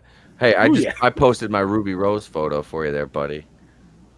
I was like, this is my dirty girl right here. Told you, season 2. Yep. That's more content, man. Hey, so we were talking about we were singing Evanescence a minute ago. So because I'm already gonna get a strike anyway, or a claim anyway, I don't really care at this point. So we'll just do this real quick. Here we go. Here's the best. Now we're all we're watching The Office here. So check this out. This is with Angelo. Tell your whore to leave me alone. Just that look. I just put. That's that look you get when you find out Batwoman gets to season 2. I'm not letting that go. I know. It's okay. I just had to play that little Office clip there for us because we were talking about Evanescence, and I've never had a good reason to play an Evanescence song before, and there was one right there. So it incorporated The Office into it. And it's better than talking about Star Wars for a second there. It is, man. I'd rather talk about Evanescence than Star Wars, man. Look, Star Wars. Amy Lee's attractive. She is. I don't know if she still is. I don't. Hell of a set of pipes too. She's got a gorgeous voice. John Boyega and give her the pipes. John Boyega, lay that pipe. Lay that pipe. So speaking of laying that pipe, that's a good segue. We'll lay down some pipe and roll from segment to segment here. Ricky Gervais didn't lay the pipe down, but he sure showed how big his balls were the other night at the Golden Globes. No. He did not mince words. He did not hold anything back or pull any punches, much to the chagrin of all the weirdos in the room. So Adam, Groove, take it away. Ricky Gervais is the hero that we needed, the hero that we deserve, because I want to see more people like Ricky Gervais stand up to Hollywood, to their face, mind you, to their face, and say, don't get up here. You have no right to lecture people. You have no right to tell them, how to live their life. Most of you have had less school than Greta Thunberg. He said that Yep. to their face. He says, so come up, accept your world, thank God and Jesus and whatever, and get the fuck off the stage. That happened. And it was glorious. And it's a shame because I stopped watching the Oscars and the Golden Globe Awards because all they are is a platform for politics. And I think a lot of that is people have built these people up to be like these immortal gods. You know, people are obsessed with stupid people. You know what I mean? Look at how much attention was given to the Kardashians. Ugh. These people are fucking idiots. All right. They're fucking stupid people. People waste too much time obsessing about stupid people. There's no real world where Kanye West should ever be taken seriously. All right. But people are obsessed with stupid people. So you put these stupid people up on a platform. Now all of a sudden they're talking and stuff. All right. And they're saying things because they either want to further their career or impress their woke friends. So for Ricky Gervais to get up there and saying what's on everybody's mind is the first sign that things are moving in the right direction. At least that's the way I say it. Because, my mom, she keeps saying, well, all this stuff is going to blow over. I'm like, God, I hope so. Because about 6 months ago, I was ready to fucking just die. You get so tired of hearing about this climate change and these politics coming from people that don't know. What was the first thing we heard after the bombing the other day? Rose McGowan apologizing for, are you fucking kidding me right now? I mean, Who's really? that? Yeah, exactly. Who is Yeah. Rose McGowan? I had to She was in- Google. I didn't she even was know in what fucking Charmed. movie. I didn't even know No, what movie she was in. No, I mean Marilyn legitimately. Like I She's an actress. Yeah, she's an actress. Well, was an actress. I I mean, figured that much. At one time, she wore a see-through dress to the MTV Movie Awards when she was fucking Marilyn Manson. Back when she was did hot. she? Okay. Back when she was really hot, yeah. That's an accomplishment. Yeah, she was in Scream. Now Wasn't she's she? moonlighting as low rent she Sinead is now, O'Connor. yeah. Yeah. Okay. Well, Yeah, that's- she was the one that got killed with the garage door in Scream. But yeah, I was Ricky thinking Gervais. Goblin. This was his last did time Harrison Ford. emceeing the. It's his last time doing the Golden Globes, and he just let it all out. Like he did not pull any punches. He let all of them had it. And if you haven't seen the memes, the look on Tom Hanks' face is going to be all the memes this year are going to have that face on there. The fucking cat meme is done. All right, it's going to be Tom Hanks' reaction to everything that Ricky Gervais said. Those looks on his face are priceless. Now, don't get me wrong, I love Tom Hanks, but he was really uncomfortable, and he showed it. Oh, You would yeah. not want to go. You would not want to have Tom Hanks host a round of Texas Hold'em. All right, just saying. No. No, He's- God, no. He's a great actor, but he couldn't act his way through that ceremony, man. That's for damn sure. Oh, no. He just looked downright stupefied. I think deep down he really wanted to laugh. He just couldn't.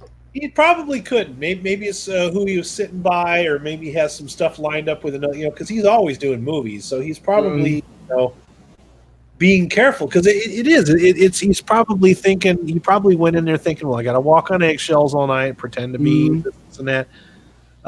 Leonardo DiCaprio got made fun of. He laughed. He was along with it. He went along with it. He He did. obviously doesn't give a shit about this stuff. Plus, right? he kind of went easy on DiCaprio. Like I said, DiCaprio's just like, Kinda, oh, yeah. you He young could have man. went way worse on him, but he Yeah. didn't. And I like Leo a lot. Oh, yeah. I didn't used to, but I've come to like him over the years. I've come to know that if he's in a movie, he's definitely going to give you a generally good performance. So We are because Leo knew what everyone else knew. All the crappy actors, they were the ones that got angry. So Yep. they don't have to be offended. They don't have to be like, oh, not me, not me. Those people already know, not them. They were laughing. right.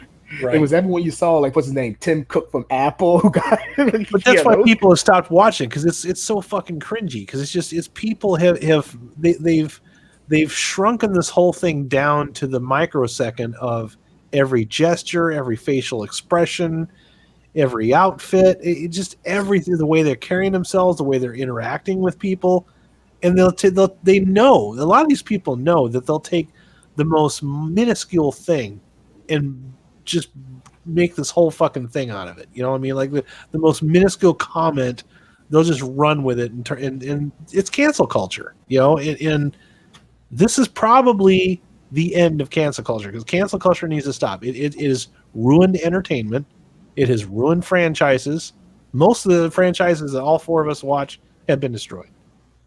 They've been obliterated. Yeah. You know, we're just waiting for something new, or waiting for things to get good again, if it's even possible for some of these things. I'm not worried about Star Trek, but Star Trek has gone through lots of ups and Star downs. Trek will bounce back. Star Trek will be fine. Doctor Who will probably be fine. Star Wars, it's already it's already working there. You got the Mandalorian. It's a start, so it will probably be okay too at some point.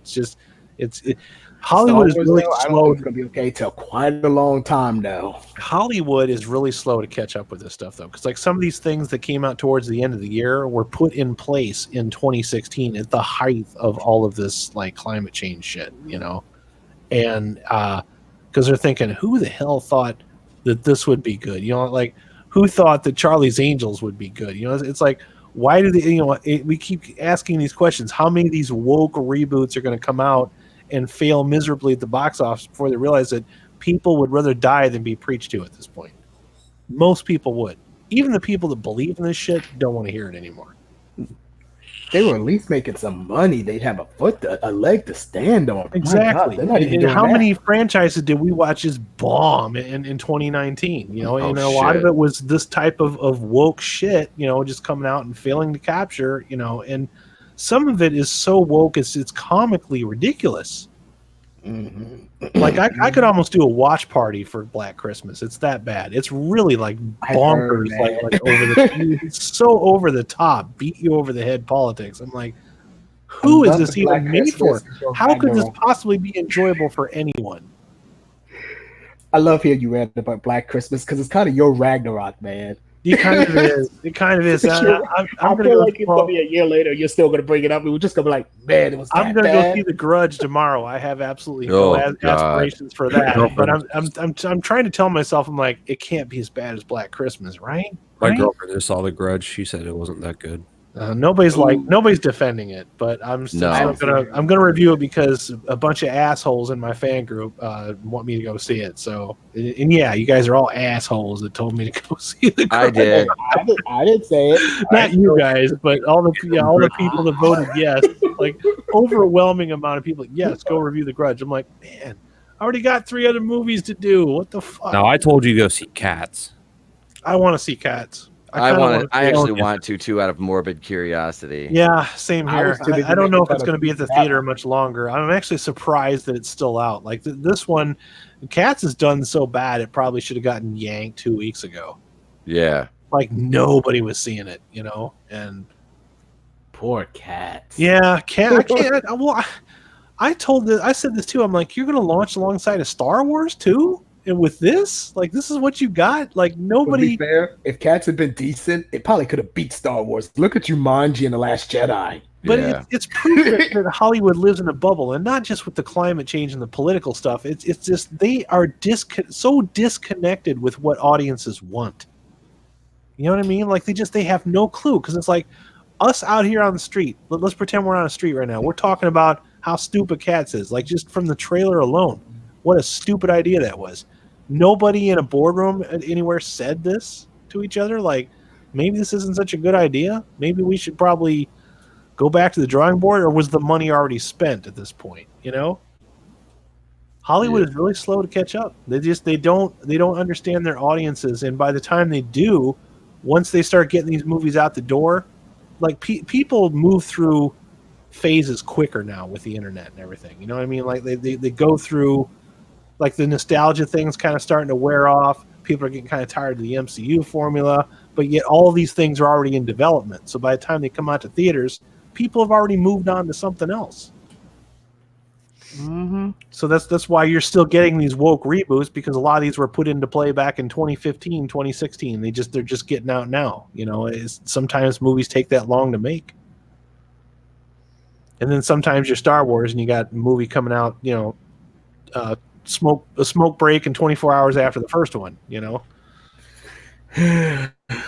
Poor Star Wars. But yeah, I'm proud of Ricky Gervais, and I predict that more people are going to defend him, because they've already tried to cancel him. It ain't gonna happen. It's not gonna fucking happen. That guy is set for life. He doesn't need the Golden Globes, If he did a stand-up tour, he would sell out arenas around the world right now. Hopefully they don't Jeffrey Epstein him. They're not going to have him. No, they're not. They're not. I do like that meme though. I laughed pretty hard when I read that. But I'm hoping that more people will defend him and come up and say what everybody's thinking. Because I guarantee you, a lot of these people that have been preaching to us don't believe the shit that they're shoveling. They just don't. They're just trying to impress their friends, make sure that they're still relevant, make sure they're still employed, and this bubble needs to break. The sooner, the better. I think it's great that he said it. I mean, even though he's totally my hero. I never really paid that much attention to Ricky Gervais, but after watching that, it made me want to go out and watch all the episodes of The Office. Well, it's like even though he's not going to change the minds of all the other people at the awards show, he's not going to change the mind of his peers. No, because I think that whole night they still went on political speeches, didn't they? Sure, they did. Yeah, but I heard, the fact they had those things already written for him. They're not going to. Other than Brad Pitt, and I think Joaquin Phoenix, like everybody else went on some crazy political thing. But the matter of the fact is that he basically acknowledged to the public that at least a certain percentage of Hollywood does understand what the general audience does, and that at least that gives the general audience the comfort in knowing, hey, at least some people fucking get it. But for the other people that are at the awards show, all the other peers that don't agree with Gervais or most of the public, that puts them in a bad spot now. So that's going to hopefully make them kind of straighten up a little bit. I mean, these actors and actresses, they need to realize we're paying to see you perform. We're seeing you play a part in a movie. We don't want to see you up here running for office. Not everything has to be a goddamn statement, Stop it. Yeah, just because Arnold Schwarzenegger and, Donald Trump and Ronald Reagan were also in Hollywood now and politics doesn't mean everybody has to.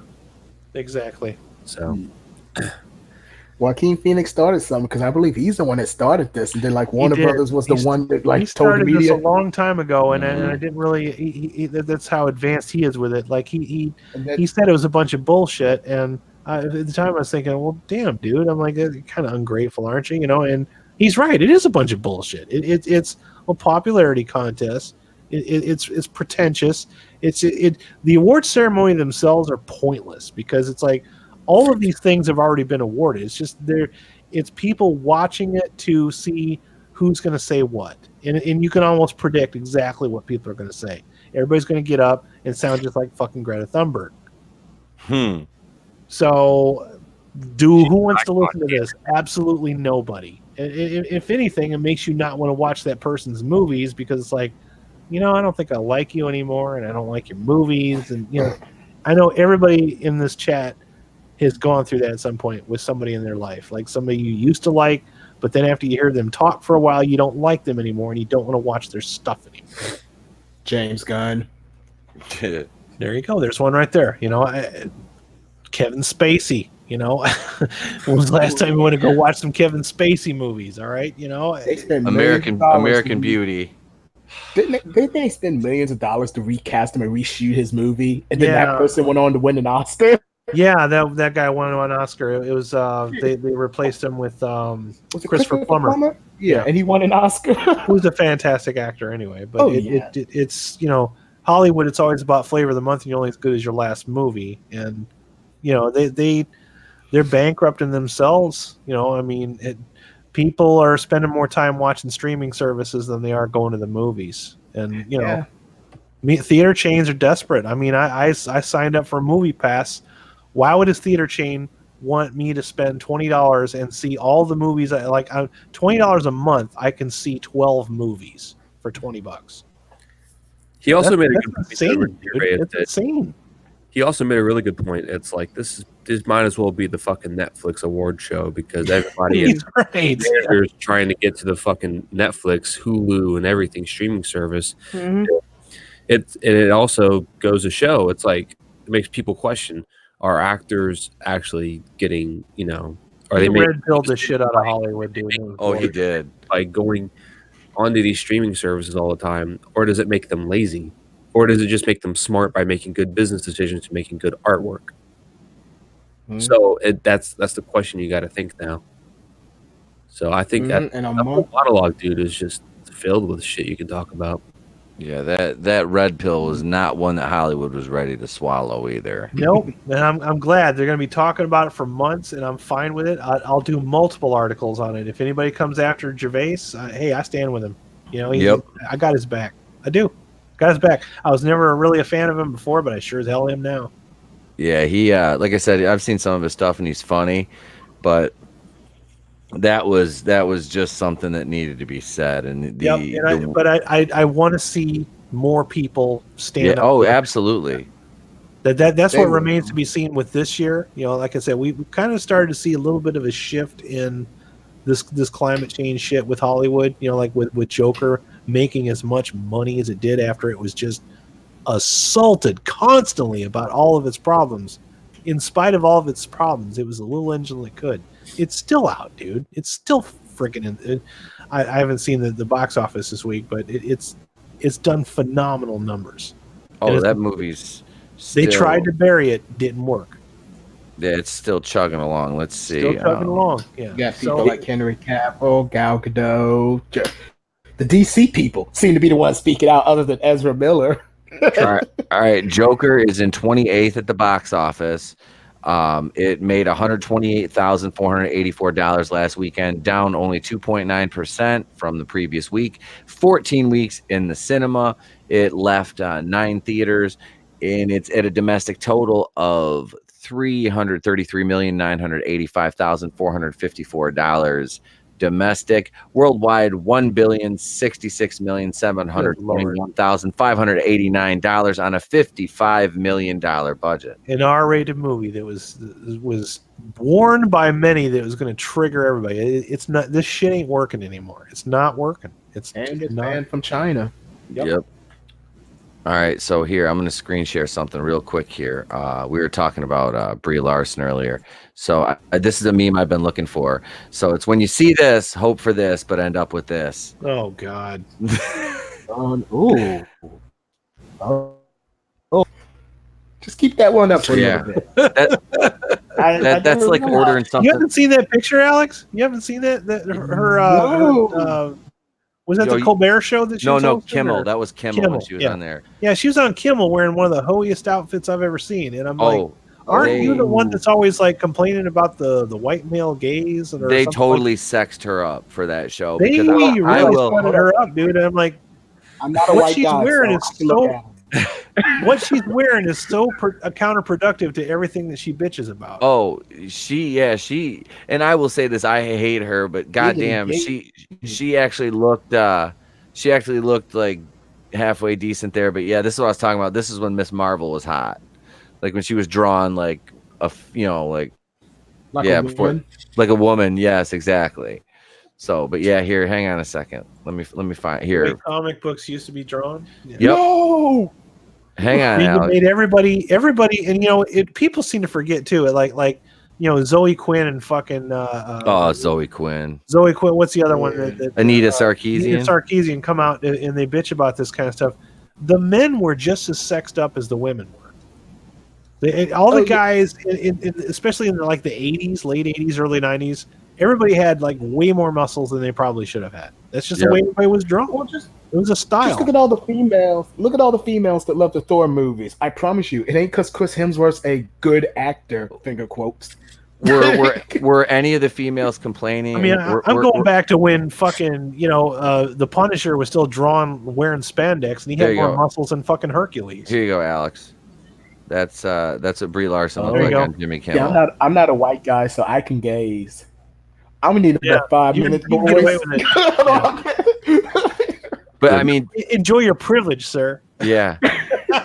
Enjoy your privilege of being able your privilege of being able to gawk at Brie Larson. But I mean, okay, so I will say that she looked good here, but I really she looked hot in the first 10 minutes of Endgame. But half that was her body double. Every time was shot from the back was her body double, because you know she ain't got that ass. But no, this is the thing is, I guarantee you it's because her image is so banged up, and they just announced Captain Marvel 2 is gonna be coming out in like 2022. The next Guardians of the Galaxy movie is not coming out till like late 2023. So that's like a hell of a break, because the last one came out like, what was it, 2016, 17? Was it They're gonna 2017? bump that up. I promise you. They're gonna have to because it's all on. They're gonna Because it's all they're about. gonna do the same thing that happened with Wonder Woman. Yep. Because, but no, Remember this, Wonder Yeah, Woman was supposed to come out they're back trying with to make her Justice likable because Yep. she for most of 2018, how many videos did each of us do oh god, dedicated to this woman? that's I all. did skits dedicated to this woman, dude. That's like that's actual skits. that's Brie Larson Aw. though. That's them trying to. Yep, that's image repair and trying to make her not look so frumpy and look sexy. Even though it's gonna kill you. Try to look sexy. Just cover your feet up, girl. Just please cover your feet. God. He went there. I didn't. I didn't say it, Alex. He went there. I did. That's all on Pete. Bad. That's I all did. on you, buddy. I did. Always So on Pete. that's all right. It happens. Hey, it's his channel. That is It not happened. alright. So, I just elbowed the cat. So no, man, this Ricky Gervais thing though, and they're trying to do the Dave Chappelle thing and cancel him now, and it's just not working. It's backfiring on him. Nope, not working. People are wise enough to this stuff. They're able to see through the bullshit and they're able to make their own decisions. And I'm happy to be saying that because after traveling over the weekend and spending a lot of time in the airport with an awful lot of people, I was really sick of people. But I think genuinely people are just tired of being talked down to all the time. It gets monotonous. Yeah. It's like you don't see people. I don't want to sound like I'm bashing religion here, but everybody's had the Jehovah Witness come to their house at least once in their life. All right. Yep. Did you first, when they came and handed you the pamphlets and gave you their spiel, did you run out and go see go to a service? No. No, No. you didn't, because you didn't No. want to be preached to, did you? Nope. It's the same principle. I've never had a Jehovah's Witness come to my house. Really? He's Yeah. had the Scientologist though. I've never had a Scientologist either. They never wanted to check your thetan levels. It's probably because we live in the Bible Belt now, where that kind of stuff just doesn't really exist. I mean, I've seen Jehovah Witnesses for sure. I mean, the people wearing the Jehovah Witness uniform, which is usually they're on a bicycle, they got a backpack, short sleeve white shirt, black tie, black pants, They used to come to my house, my old house, little all tie the clip, time. and a name tag. Yeah. Yep. Would you like to know about the Watchtower? No, thank you. You want to know a funny story? I used to be a Absolutely. Jehovah's Witness. Were you? Sorry, Alex. Used to I'm be. sorry. Used to be. So, what do you guys believe in? Like the Sandman or something? No, as far as I know, Jehovah's Witnesses were just pretty much Christians, except few things were different. But other than that, they went to we're talking about religion. It's Christianity without all the extra steps. Yeah. Oh, I have. Although, okay. So, the high school in our town, not the one I went to, but the other one in town, Crosstown Rivals. Anyways, a few years ago, the Westboro Baptist Church was actually protesting the fucking high school for whatever the fuck reason. Oh boy. And they're outside, and I'm like, why here? And I'm like, what are you protesting? The space program? What the fuck?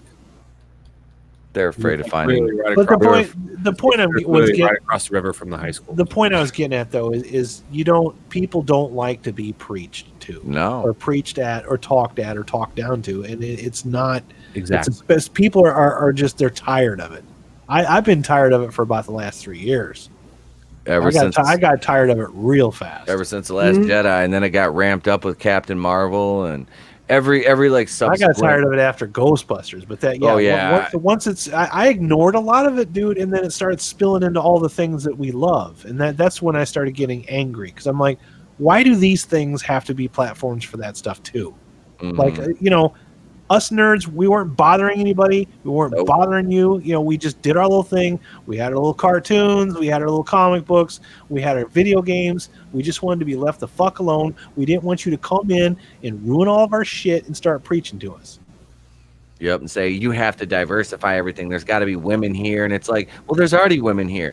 Well, there's got to be people of color here. Well, they're already here. Well, it's not enough. Well, wait, what? Alex is, and we've said this before. Alex is not a white guy, Nope. so you can't throw that alt-right shit around here. Anytime I don't use my picture as a profile, I get called Nazi, alt-right. I was like, I'm not alt-right. Like, I'm liberal. Oh, It's I think it's funny when, like, when people use that like phrase, it's like people of color when they're like talking down to people just because they're white, just because of their opinions on movies. It's like, well, you realize we're all different shades of tan, right? Yep. It's like if I would have said the words "people of color" in 1992 at the high school that I went to, I would have gotten shot, like dead, like shot dead, like bullet in my fucking dome, dead. But I just don't. I don't know what I try to be as. It just it's a term that just sounds racist. I feel bad saying it. I'm sorry. But that's like the term that everybody's using now. They're the ones that say that now. People of color? What the fuck? People of color more than anyone else does now. That's true. Yeah. I don't know what what the proper. Hey, we could have the Ask a Black Dude just segment. Say black. We get black folks is okay. All right, that's fine. Then. No. If you're a white guy and you say the word black, you are a racist. Dude, what if? Well, you know what? They can kiss my ass. You know what? You can say black. Look, my general rule is, as long as you don't ever say the N word, you can say black, then it's fine. How you gonna describe me? The black guy. That's fine. Fuck that word, dude. That's annoying. But dude, you know that would be funny as shit though. Like Alex, like you wouldn't be like a full-time like part of the boardroom, but we could have a segment. And just so we can be like super PC, be like, all right, here's our segment, Ask a Black Guy. Yep, like the old Dave Chappelle. Oh God, Alex, you want to be our Paul Mooney? Weren't you the one that showed me that skit where it was like you hired a black guy just so you could talk to other black guys without getting yelled at? That wasn't a skit. I actually did do that when I was working at a casino. God, I hired fucking funny, because I hated talking to customers, so I hired someone who would talk to customers for me. It's easy, okay? That way, let me do my job and fix machines, and other people could deal with the bullshit of other people. Okay, look, 2019 proved that people suck, so I was right. That's like that guy. Hey, that's like that guy in the Office Space. You deal with the customers? No, I take the documents from the engineers to the customers sometimes, not all the time. No, sometimes my assistant does it. What do you do? I have people skills. What the hell is wrong with you people? Yep. Look, the goddamn engineers aren't good at dealing with the customers. People suck, man. People suck hard. Oh, I worked in finance, man, special finance at that. So, yeah, I don't like dealing with people much anymore after that. But it kind of goes back to what I was saying first too. That and I've said it like a million times, but I don't think I can drive it home enough. Is a lot of these people that claim that they believe in this shit, they just don't. They're just trying to impress their friends. Yep. They're not really these. So all these audiences that people think that they're catering to, they're not there because they don't exist. That's it. And look, I'll say it right now. That whole Joker thing, I said it before. They tried to use it as it's a woke thing. I was like, no. That was because Disney was upset. Because if a movie about villains was really that dangerous, where was all this complaint at the Suicide Squad, which had Joker in it? Yep. Nobody noticed. The movie begins by saying the lead character was responsible for the death of a child. Harley Quinn killed a Robin. The movie says this. She's a child murderer. She's technically worse than Joaquin Phoenix Joker was. He didn't kill any kids. No, he did not. Where was the complaints at then? He even had mercy on a midget. Mm-hmm. He let the little fella go. He wasn't going to hurt him. Nice to him. He was. Is that the PC term? No. They tried to use the woke thing to get everyone's attention, but they didn't believe it. That was just, but look, Disney's word, this movie's going to be big. They need us to shut it down. Yep. You ever see that meme somewhere posted? I guess someone said some Joker had a pedophile theme song into it, and someone replied like, "Is Batman writing your articles?" Yep. Right. It was the Gary Glitter, the haze. My favorite part of 2019 was just the fact that movie, in spite of all of its criticisms, made $1 billion. It was the little engine that could. Actually, no, my favorite part, and I think I posted a meme about it when no one even thought about it. They kept saying, what's Joker's going to inspire people to shoot? It's going to inspire people to shoot. And what did Joker inspire people to do? Dance down some steps. Yep. All the memes you saw dancing down steps. That's what Joker did. Yep. And then Frozen 2, there was a stabbing at Frozen 2 or some shit like that. Can't talk about that now, can we? Stabbed with an icicle. Yeah. I don't know. I kind of felt like stabbing somebody at Playmobil the movie, though. They just wouldn't let it go. Dude, you're not going to be able to let that go, that movie, Adam. No. He'll let that go before he lets Black Christmas go. This is true. I'll sit through Playmobil 2 or 3 more times before I sit through Black Christmas again. Dang, The only way I'm sitting through Black Christmas is if you guys watch it with me. I can't sit through that again. I couldn't sit through that alone. I need somebody to hold me. I'll sit through it with you, but I'm gonna need some booze, man. Yeah. You guys I are need going to some want Jack to. You're going to want to be Daniels. inebriated for sure. So I need some Jack Daniels, some cotton candy. Don't ask why. Don't ask why. I just need you there so I can turn around like every 5 minutes and say, "This exists. This is was something. made. Somebody spent money to make sure this went into somebody a theater. took that idea to investors and was Somebody wrote this and thought this was a good idea. Someone got money for it. This Everybody dialogue is real. Like everybody it's is totally running not out. generated by a fucking Twitter search engine. This is actual dialogue. You gotta look at it like this. If that movie can get made, any movie can get made. So Are we- start writing your script, fellas. Yep. Are we Yeah. talking about Playmobil or are we talking about Captain Marvel? Black no Christmas. Black Black Christmas. Christmas. Wait, kinda no, almost wanna no, see the this magic movie, but- Christmas tree. No. I kind of almost want to see it, but the way Adam talks about it, it kind of scares me a little. Oh. I feel like No, I'm gonna come- it's the best way I can describe it, Alex, is comically woke. See, that still doesn't make me feel better, man. That No. makes me feel like I'm gonna see this movie as a joke, and I'm gonna come out it's angrier than ever. it's comically up its own ass. It really is. Can we Recess- please do like an undercover brother like watch party? Oh Undercover God, Brother 2 is on Netflix now. I didn't even realize I own Undercover Brother. I didn't love even- Undercover Brother. It's so silly, but I love it. That's But, like, when type of humor. It's like it's a who gives a fuck type of humor. It's like we're all friends here. yeah. It was a movie that didn't take itself too seriously. No. Yeah, exactly. That's why I like. Oh, so like the entire Mel Brooks catalog? Gotcha. Yep. Dave Yeah. Chappelle is Conspiracy Brother. Oh yeah. Dude, he's whipping the shotgun out. Yeah, Dave Cher Chappelle- got an Oscar. Cher. You know, another one I need to chase down and get on Blu-ray is Black Dynamite. I got my copy. That movie's fucking funny. Is it good? I love it. Well, if you like exploitation movies as much as I do, then you get all the jokes. If you don't get if you haven't seen a lot of exploitations, the jokes will probably mean nothing to you, and it'll just look like a weird rip-off of a '70s movie. But if you get the jokes, it's like you have to be in on them, and then the rest of the movie's hilarious. But if you're not in on that first joke, then the rest of it makes like no sense to you. So I have to read a novel first before. No, man, you just No, have to. If you watch, and you probably won't get it because if you didn't see, I'm old. Okay, I grew. No, up. I'm gonna say you're describing that way too hard, man. No, it's not. Look, it's just a I parody of grew up movies like watching. Shaft. You know, if you seen movies like Shaft or Dolomite or Black Caesar, any of those kinds of, you get the jokes. You know what I mean? If you don't, Oh, yeah. Yeah, sorry. man, Adam, you was making that sound real difficult, man. You make it sound you have to take a class for. Yeah, really. I gotta watch a Star Wars movie and then. I love the old exploitation movies, man. I love them. I still watch them. I love that shit. I just watched Superfly. From, There you go, right there. Nice. Black Dynamite rips off all of those and makes its own version of it. But it's the guy that played Spawn. I He's still Black Dynamite. I heard it. Well, he plays Jai White. Undercover Brother and Undercover Brother 2. Oh, I didn't Michael see the Jai first. White. I don't think I've seen the first Brother Undercover too good. Brother.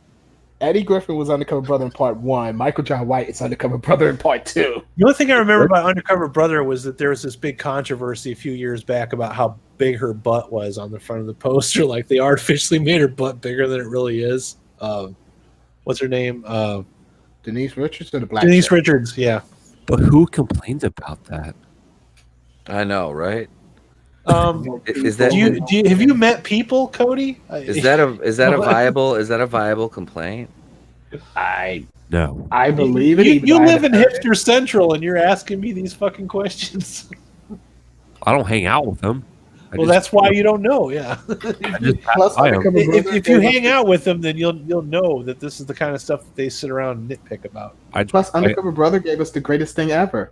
General's Fried Chicken. It's butt butt- kicking. Hey, hey, General's Fried Chicken. That's my one song per year. I feel blessed. Will Smith raps happy. Pete ain't the only one with these soulful pipes. That's right. My girlfriend's behind me quoting the whole movie. That's right. She introduced me to that movie. she's like, I am not a sissy. Oh, yeah, affirmative action. See that's a funny woke joke. Caucasian vision. Caucasian vision. That was a very funny woke joke. But how did the white boy get in the all black group? Affirmative action works both ways. Which is true. People don't like to have that discussion. Affirmative action does work both ways. Baby, hold on, wait. Hold on. I'm gonna have my girlfriend quote something real quick. Oh no. Uh-oh. Quote the smoothie one. You gotta come here. The microphone can't get you from back there. She's freezing.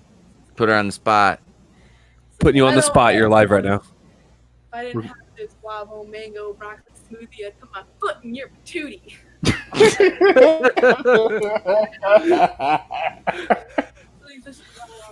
Lord Jesus. Oh God. Billy D. Williams, man. Hey, that's the best movie Billy D. Williams has been in the 2000s so far. Yep.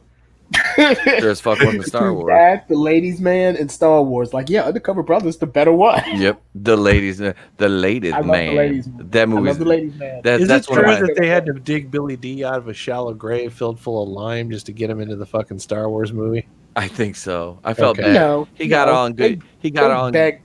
good shape for that movie Because he too. looked like he'd been dried out for a while, and somebody had to like drop him in a vat of water for a little while, and moisten him up a little bit for the movie. Billy D looks like he had more fun doing the Lego Batman movie because at least that one he finally got to be Two-Face. It took him like 30 years, but 20 or 30 years, but he finally got to be Two-Face. Oh, I was always Billy D. angry about that. Billy D. Have a Colt 45 He makes a decent Two-Face. because he's Billy D. Williams. Tommy Lee man. Jones, fuck that role. No. I'm not Billy gonna D. blame was- Tommy Lee Jones because you know what? Tommy Lee Jones should have made a great Two-Face. The problem is they turned him into the Riddler. Yeah, slash Joker. I blame that on Schumacher. Dude, why the You hell guys- wasn't D. Williams in a Men in Black movie, like a superior Men in Black guy? He would have been a good agent. Yeah, I what a like good him. one. Great. He would have been like that. He would have been like another like Rip Torn type character. Like yes. that's how would I envision. I for just him. watched that movie not too long ago. Like, again, he mostly Men in just Black. kind of retired from movies after a while. Like when he did come back for a movie, it would be like a rare occasion. Yep. Like more or less has retired. He's in Yeah. Fanboy. I liked Rip Torn, so yeah, I could really see. I could have seen Billy D. Williams doing that kind of stuff. That would have been fun Yeah. with him and him as a boss to like Tommy Lee Jones and Will Smith in the original Men in Black alongside like Rip Torn, or maybe in the sequel. I think it would have been cool. That's something they definitely could have done with him. There's a lot of roles if you think about it over the years, like that he could have probably really added something to, but. Of course, he's Billy D. Williams. He's Billy D. fucking Williams, man. The man oozes charisma still. Dude, He's in almost every Robot Chicken Star Wars parody I can think of. Yeah. Oh, that's what we need to watch, guys. What? Those fucking Star Wars robot chickens. Yes, we do. they have those at my video store. I was, Really? yeah, I was in there the other day. So I rented Van Helsing, right? They have one copy of Van Helsing.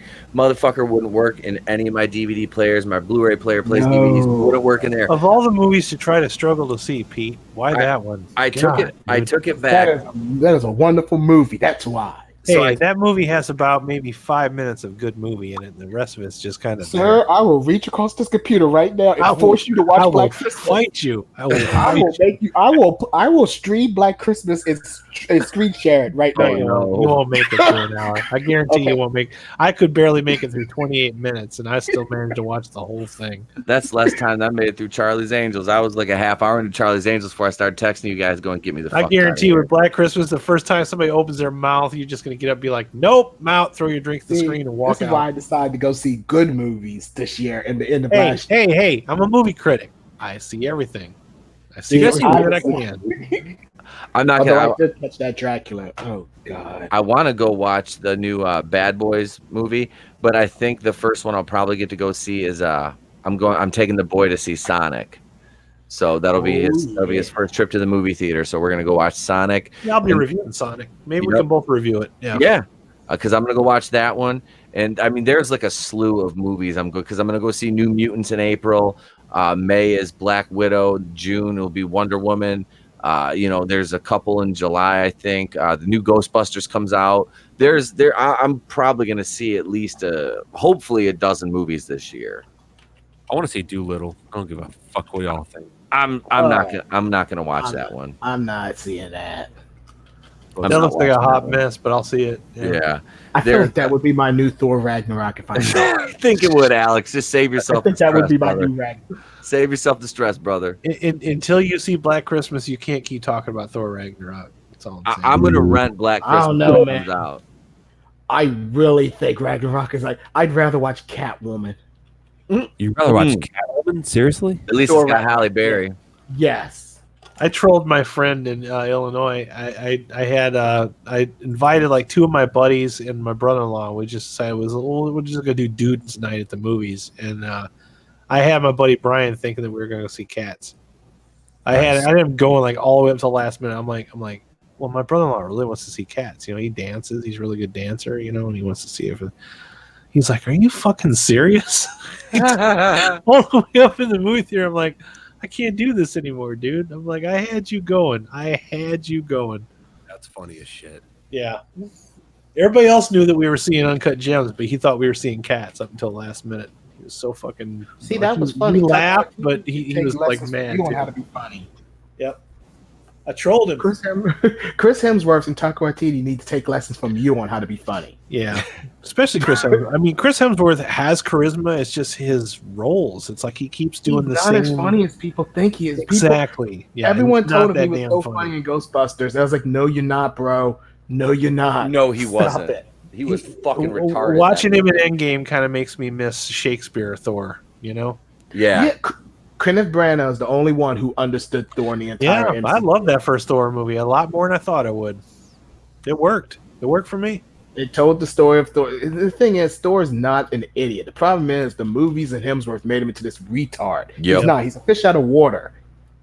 Yeah, that There's doesn't a necessarily mean he's stupid. Yeah, there's a comic book where he actually, as Thor, had to perform heart surgery on someone because he still had the Donald. The other thing too is So- eventually he's going to get older and his body will start to deteriorate a little bit. He's not going to be able to pull off the Mimbo thing anymore. Yep.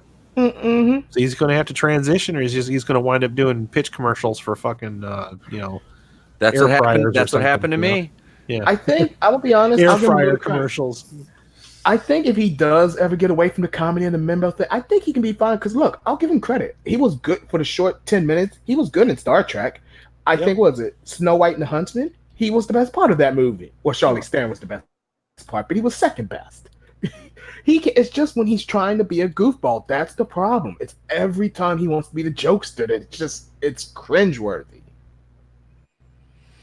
It gets old. The only time I really liked it was when him and Chris Pratt were together, and he was leaving with the Guardians. That Because you had was, Chris Pratt kind of carrying it. I'm Exactly. hoping that he doesn't hog up too much of the last Guardians movie too. I'm kind of just a teeny little concerned about that. I don't think he's going to be in that Guardians movie as much as people think he is. No. I hope not. Yeah, because I don't want it to be about Thor and the Guardians. I want no, it to be because they're the Guardians. transitioning the whole team in that one. Yeah. Like that's going to be the last movie for that iteration of the Guardians, because the comics have a rotating roster, and now they're going to start doing that with the movies. I have some pretty deep feels for those Guardians movies. I don't want. Oh yeah, Oh yeah, I like that. I can't stand James Gunn, but I love those movies. yep. They've been more Star Wars than Star Wars has. honestly. Absolutely, I've said that a million times. They really Yeah. have. It's They, true. They've been my It's Star true. Wars for this generation. Yep. Hey, Cody, you got some Florida man stories? These are always great. I just tagged y'all on that Brie Larson meme on Facebook too. Are you still alive, Cody? Cody, Come back, Cody. the Florida man done got him. Did we make your girlfriend break up with you? Sorry. Uh-oh. Let's hack into Cody's computer right now and go for a live look on his webcam. Hello? Hang on 1 second. There he Hey, is. what's up, dude? We were wondering if you had Yay. some Florida stories for us.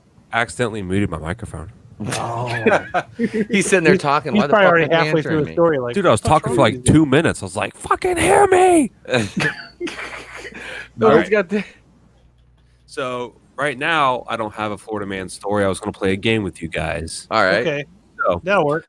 So So Alex, you're not in the boardroom group chat because obviously you're not part of the show normally. But Pete, Adam, and Alex, you can play along and you can think of something off the spot. I know you can.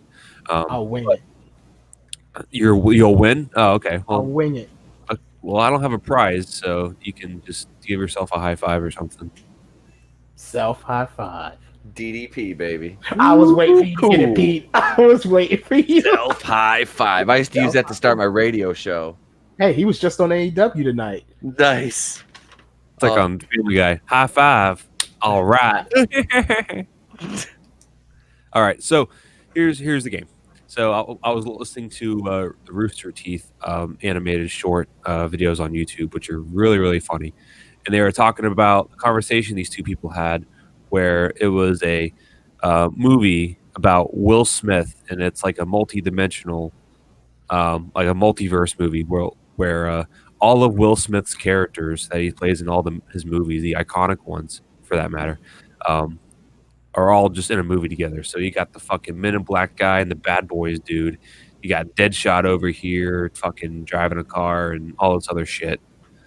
So think of a movie and think of a character that you like a lot that has a lot of iconic roles, and take all of his or her characters and basically think of a movie. Got it. So, Adam, do you want to go first? Yeah, let me go first. All right, so go ahead. Nicolas Cage in Face Off. Oh God. But it's just everybody's Nicolas Cage in all of his characters, obviously. And Nicolas Cage is going to get a hold of the Nicolas Cage that's from Mandy. Like he's going to be trying to kill each other, but Nicolas Cage is going to take the Nicolas Cage from Mandy. He's going to take his face off. Face off. No more drugs for that guy. No more drugs for this man. Oh my God. Holy shit, is that it? No, and then the Nicolas Cage guy is from The Rock. He's going to be, saying, "I take pleasure in gutting you, boy." All right, but he's going to have to try to stop the bombs that Castor Troy is planting. I thought this through. I gave at least 5 minutes of thought to this. What the fuck do you guys want? I'm not a movie maker. I just review the movies. I don't actually make them. Black Face Christmas. off. I just want to see if I can troll him. Sylvester. It's going to be the many faces of Nicolas Cage off. Sylvester Stallone. Of course, it will be his character of Rocky, and he will be, if I have to do like multiple versions, that you'll have like Rocky and Rambo, and then the guy from Over the Top. What's his name? Let's see here. Let me look. Where's Over the Top? I have to look. I have to look up his name real quick. What the hell? What year did that movie came out? Well, shit, he was Frank Nitti in Capone, so you could have Frank Nitti, Stallone with, "Hey yo, I'm Frank Nitti Stallone." Then you got Rocky, "Hey, I'm Mickey and the Robot over here, and the kid and Adrian, and everybody's dead. I don't even know what's going on. I got Creed's son now I'm taking care of." And then you got Rambo, "I'm gonna kill everybody." I mean, it's just like it's an evening with the many faces of Sylvester Stallone, and then Cobra, Marion Cobretti. "Hey, yo, the New World Order's attacking us." And then you think it was Scott Hall and Kevin Nash, and no, it's a guy banging axes. I mean, they're just, there's a lot of Stallones. And Cliffhanger, you could have Cliffhanger, Stallone, Gabe Walker. "Hey, yo, I climb mountains." I mean, they're all the same, really. Can we call it Attack of the Stallones? Attack of the Killer Stallones. Ants, he could be Weaver. "Hey, yo, I'm Weaver from Ants. I come over here and there's Mickey and No, Sylvester, look, you're not in Rocky anymore. Why can't I be Rocky? He was in Driven. And then I was a race car driver. I went fast and I turned left and I used the brakes sometimes. Check it out. I still got reflexes, Nick, huh? He's flying the cargo plane from Expendables. He's got all those guys in the backseat just arguing with each other. And then I was in Rocky Balboa. I played Rocky Balboa. We already know that. We know that, Sylvester. Look, I was in the Expendables. I was a guy named Bonnie Ross. I killed people. Okay, all right, Rock. We get the fucking picture. We could possibly get Robert Loggia's reanimated corpse to be the bad guy to try to take his son. "You're not taking my kid. If I win the arm wrestling match, I get to keep my kid." "Look, I'm Robert Loggia. L for look, it's Robert Loggia. O for oh my God, it's Robert Loggia. You get the point. So, yeah. And then we could, of course, tie in, and he could be Stakar Ogord, his character from Guardians of the Galaxy 2. It's another name I had to look up because I didn't know his character's name. He was in Oh, you'd never be a Ravager like me. I got more stripes on my jacket. Don't fuck with me, huh? That's the many faces of Stallone. I like it. So we got the many faces of Stallone, and then we got Nicolas Cage.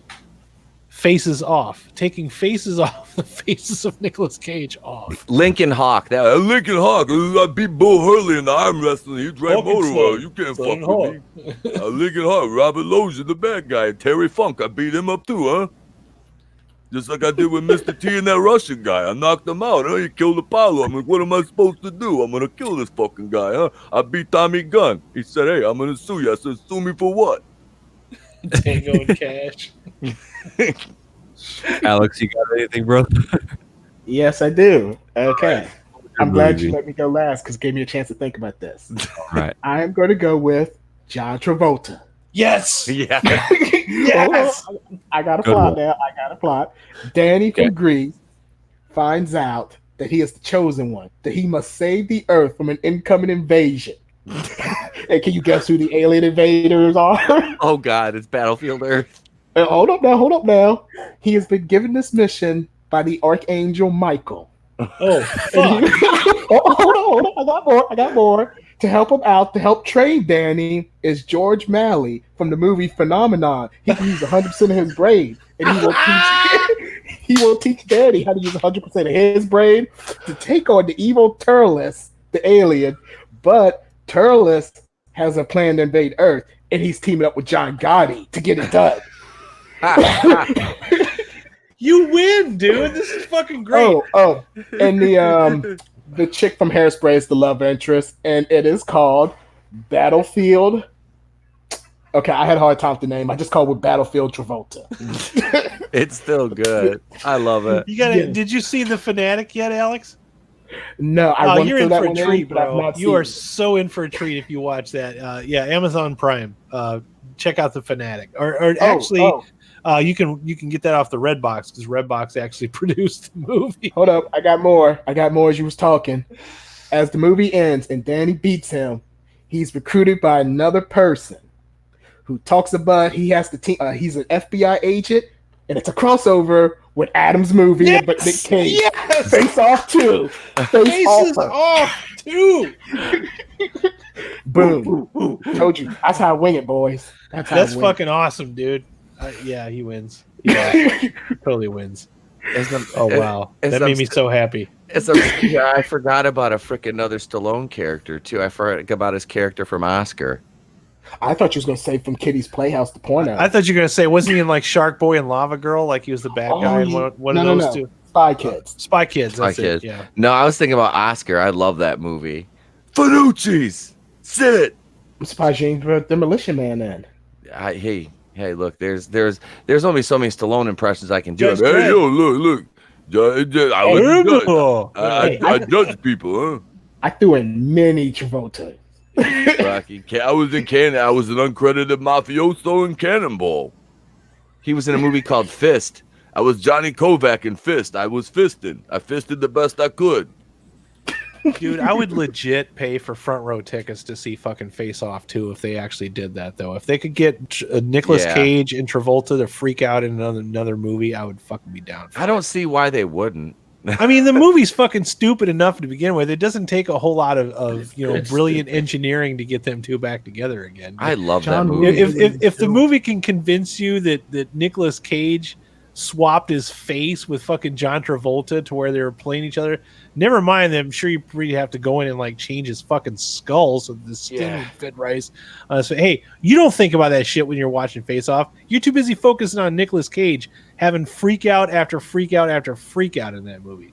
I was watching the other night. I'm like, this movie is fucking glorious. I'm so happy it It's just exists. something so real about John Travolta playing Nick Cage playing John Travolta. Exactly, dude. And then Nicolas Cage playing John There's so many Travolta. levels. It's fucking meta as shit, dude. There's so many levels of great. ham there, man. It is. It's Just get a ham sandwich with that. It is. It's there's enough ham to orbit the universe with that shit. Oh, it's great. It's lovely. God, I want to watch Face Off now. Right? Yeah, I own that movie. everybody should have that movie on Blu-ray. I done found a crossover. Yeah, with my favorite with Nicolas Cage, man, it's a toss up between The Rock and fucking Face Off for me, man. I love those two. What was John Travolta's character's name in Face Off? Sean Archer. Yep. Thank you. Archer. Yeah. I kept wanting to say Trey Archer for some reason, but You yes, got the that would Archer be part right. Yeah, Sean He would be the Archer. Nick Fury. He's the Nick Fury. He's the one that comes in at the end. Don't of the feel credits. bad. The only reason I remember Sean is because it was literally on TV last night. I walked through the room and I had to stop there and watch Nicolas Cage freak out about 2 or 3 times. But we all remember Castor Troy.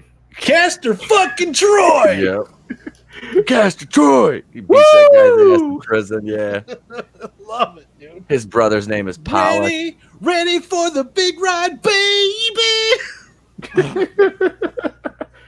Hallelujah. Oh yeah. Peach. I could eat a peach for hours. Oh, you know how many times if I had a nickel for every time I'd said that right? to a I woman. use that line all the time too. Yep. Like, I could eat a peach for hours. I'll fucking inject it into any sentence and just see what kind of reactions I'll get out of people. Yeah, I just told Leo Red there's gonna be I'm working on something. There's gonna be an upcoming. I'm just gonna do like a little. It's gonna be a sketch video. It's gonna be an interview. Cleveland Brown is gonna be interviewing Sylvester Stallone. Oh God! It'll be a little couple-minute interview segment I'm working on. So yeah, it's gonna be Cleveland's gonna be interviewing. He's got 5 questions for Sylvester Stallone. So that's a video. That's nasty. That's a. He just might squeeze in one. Oh, Sylvester, that is nasty. No. No. Oh, Peter, why do I always take my bath during your shenanigans time? Peter, where do you keep getting money for all these things? Quickly, Joe, to the Peter copter. Yeah. Disney owns me now. That's how. Oh, God, I know. That's sad. Disney owns Family Guy and The Simpsons. Why? You know they're gonna find a way to get that fucking crossover going again. No, they did it once. They don't need to ever do it again. No, they don't. It's kind of one of those things sounded better on paper than it really played. Yeah, when I watched, like, the best thing was seeing how much Stewie like disturbed Bart. I was happy with that because Stewie is fucked up. Like Bart is like he does like I mean he's done some bad shit, but like nothing like Stewie. I kind of miss it when Stewie used to just be straight up arch villain all the time. Yes, dude. His whole They tried to bring that back for the movie. Yeah, they tried to bring that back for the Family Guy movie they did. Yeah. Yep. His whole fucking arc was just to kill Lois. That was it. And he became like that shit. He became this metrosexual gay guy. Yeah. Yep. They they always like kind of had a balance. Like, he's evil, but he also is a baby still. So he'd like try to kill Lois, be like, all right, time for my juice box. Yep. Yeah, that was it. For the most part, in new shows, they do try to lean more back to evil villain again. Maybe not full on killing Lois, but they do try to lean back into he's a super villain. Yeah. He's more of like a fuck you type of baby now. Yeah. I just watched the one the other night. It was the first episode back after they got canceled. It was from like 2005 when Peter's sitting there and I love that because it's like a minute and a half of him naming off every show that got canceled in between Family Guy getting canceled and them getting brought back on the air because it's like, I don't know if Fox has room for us in their Sunday lineup with all these successful programs, and he names off like 40 shows that got canceled. I just love it every time they make fun of Dharma and Greg. Oh, yep. He really attacks the shit on that Dharma, come down from there. Yep. You're so crazy. Dude, the new Christmas episode's so fucking funny. I haven't seen it. Holy shit. That's one of the best episodes they came out with in years. Hey Goober, we haven't done your crossover yet, dude. Yeah. What's yours, man? So, Will Ferrell. Oh, I'm liking this. Yep. So Buddy the Elf tries to show his baby girl the city of New York after raising her in the North Pole. So they go to New York City, and he shows her the way to get there through all the gun-dropped forest and the candy cane land or whatever. And then they get into a cab that he finally calls because he knows how to function in New York now. and the driver of the cab is none other than Ricky Bobby.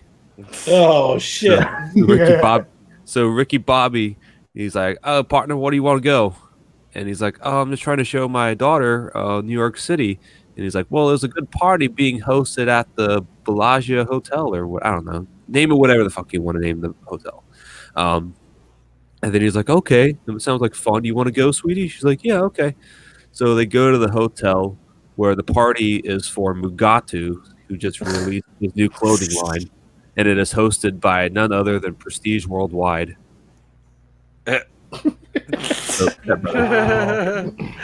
And meanwhile, a bunch of fake Santas take over the party with machine guns, and a police officer from Jay and Silent Bob tries to calm the scene down, but gets his ass kicked. So then in comes the fucking Will Ferrell from the other guys with Mark Wahlberg. I was waiting for it. Yeah. Gator don't play no shit. Try to pull a fucking Die Hard type of scene, trying to save Mugatu. While up above in the helicopter from the local news is Ron Burgundy covering the scene. Nice. Yes. He goes at the suspects. So there you go. I was almost Nice. hoping, but I'm not upset. I was hoping you were going to work Mustafa from Austin Powers in there too, even though it's a very bit. Yeah. I always laugh. I'm very badly burned. Oh, and one of the guys Very badly burned. I forgot to mention, and one of the guys attending the party is Will Ferrell from Old School, who's drunk and is just belligerently just trying to beat the shit out of the Santa people. And he's just like slapping him with his dick. So yeah, that's my Will Ferrell. That's pretty good, dude. I like it. Yay! Meanwhile, I do That was meanwhile, fun. I do have a Florida story for you guys. Nice. This is the first Florida man story of 2020. All right. Kick So- this year off right. So this comes from x96.com. It's a radio station. 2020 has barely begun, and we've already got our first Florida man story of the year. A Panama City man is behind bars after he crashed his vehicle into a bar just so he could steal a Dr. Pepper. When 28-year-old Gavin Lee saw that the bar was closed, he drove his pickup truck through the front window. Once inside, Lee grabbed the Dr. Pepper out of the cooler, then sat down at a table and drank it. Police say Lee had a handgun in his pocket at the time and is facing charges of armed burglary. Dude, this guy looks fucking rough. Screen share. Screen share. Screen Screen share. share it. Yep. Screen share it. Screen share. So he crashed into a bar to get a Dr. Pepper. Yeah. He couldn't have just went to a Publix. Like I would have at least taken, if I'm in a bar, I'd have taken if they had some fucking mezcal in there or something, I'd at least try to steal that. Dude, it's just fucking insane. Here we go. Let's see, where's that? Right here.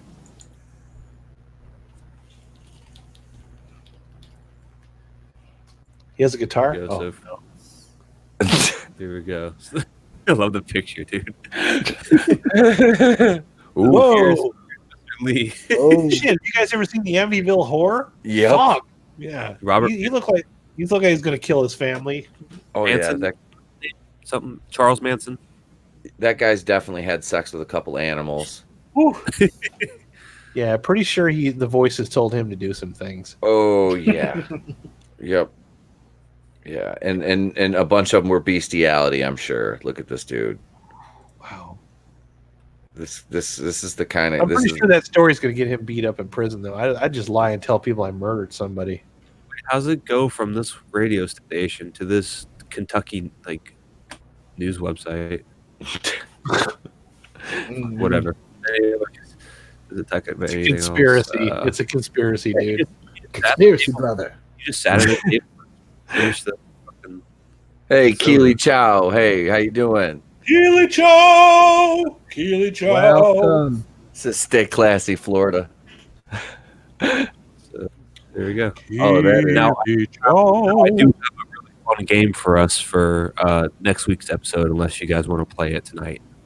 No, we can say that for next week. Then Say that for next week. I like that, man. That was fun. I like that fun. one. I wish I'd have put a little bit more thought. I into know. it. I just like I thought of it last night, like right after you said it, I'm like, oh, I'm doing Nicolas Cage, and they're gonna have like a Face Off, and all I could focus on was Face Off, and I'm like, I really should have thought that out better. I just wanted mine was Stallone because I just picture them all sitting there talking to each other, and every single one of them sounds exactly the fucking same. They just have a different inflection in their voice, so it's pretty great. It would just be about getting as many Nicolas Cage freakouts into 1 2-hour movie as humanly possible, which I don't think you can ever have too many. What about the Nicolas Cage from Con Air? There's so many of them. The mullet, Raising Arizona, for that matter. But just every time he has a freak out, like every time he has an episode, that's when I like it. I like him when he's playing a full-on nutbag. Did you see Mandy at all? No. Yes. Okay, yeah, that movie is fucking nuts, dude. I love it. It's great. It's a horror movie. Have you seen Raising Arizona? He's dating a cop and they steal a fucking baby. What the fuck? You've never seen Raising Arizona? I mean, there's a lot of fucked up movies he's been in, but I like it when he's having like a full-on freak out moment. Yeah, man, Raising Arizona is amazing. I mean, he was in a remake of Left Behind. I don't know who he owed money to sign up for that shit sandwich, but he's in it. You know what? Hold up. I just want to interrupt for a moment. Just remember this, Adam. Between Ghost Rider is the better Nicolas Cage versus the Devil. Oh, God. Ghost Rider. Yeah, he had a couple of freak out moments in that one, too. Yep. Yeah. Not in part 1, he tried to hold back a little bit. Part 2, he was second one. He says, "Nope, I'm embracing the cage. I'm bringing the cage out." Yeah, the second Ghost Rider was full on Nicolas Cage. Yeah, like I'm gonna be honest, part 1's a guilty pleasure for me. I do like part 1. They just messed up Blackheart. I just like Nicolas Cage. Nicolas Cage is a national treasure. Ooh, I'm a fan. National treasure. I see what you did there. I see what you did there. Nice. Completely by accident, or was it? Or was it? I don't think so. I think that was intentional. That was slick. I'm gonna steal the Declaration of Independence. Castor Troy is gonna get it back from him though. I'd really like to not go to prison. We should have thrown into with the Nicolas Cage. We should have thrown in Spider-Man Noir from Spider-Verse. Oh yeah. Well, see, this is why I'm going to hire you as my script writer. I'm just the guy that comes up with the ideas. I don't actually flesh this shit out. Yeah, you're going to be the script writer. I write short stories, not scripts. I wouldn't know what to do with a script. Do you think anybody in Hollywood can even write a short story right now? Maybe. Touché. Yeah. So if you could even write a fucking poem at this point, you've already got one leg up on Hollywood. I got you on A that. haiku. Yeah. A haiku. Alex will be the writer's room. Alex is the writer's room. The writer's room's gonna be. You're gonna come in there and be like, Jesus Christ, this is a big ass cloud of smoke in here. I'm like, look, we're being creative. Yeah, dude. You're being fucking creative. I'm just gonna be like, pass the Dutch on the left hand side, man. Shit, we'll be up in there doing dabs. We got like little smiley faces and shit on the blackboard. Alex comes in, just races the fucking board, says, "All right, look, bitches, this is how it's gonna be done." All right, edibles all over the table. I hopefully I won't have to pull a Vince McMahon. I do not want to come in and just write the whole script from scratch. Nobody else can do this except for me. Like, no, I'm gonna trust your gut on this. Oh, wait all a minute. the movies we've come up with so far, like I said, I can pitch the movie. I can't flesh the whole damn thing out. I've still got a typed list of all our movies. I had started writing a script a long time ago. I don't think I ever shared this with you guys, but I started writing a script. It was like back in like 2003, and I never finished it. But I had gotten the idea that I wanted to do like a Hot Shots type, airplane type comedy. That just kind of goofball like parody humor like that.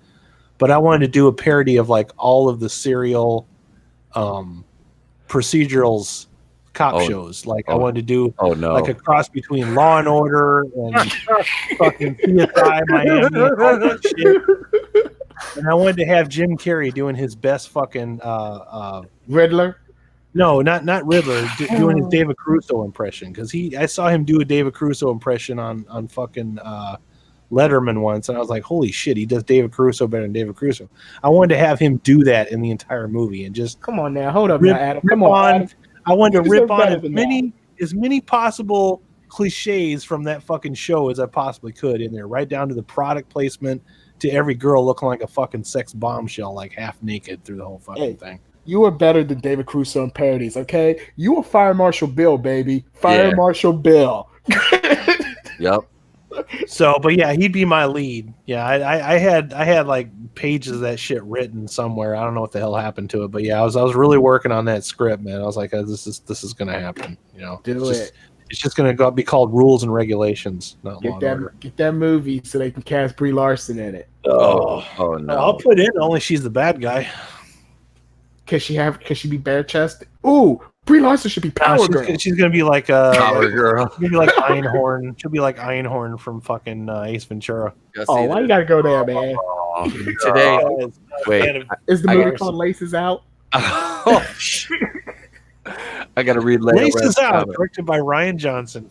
I subverted your Oh, expectations. that's the sequel to Knives Out. Yep.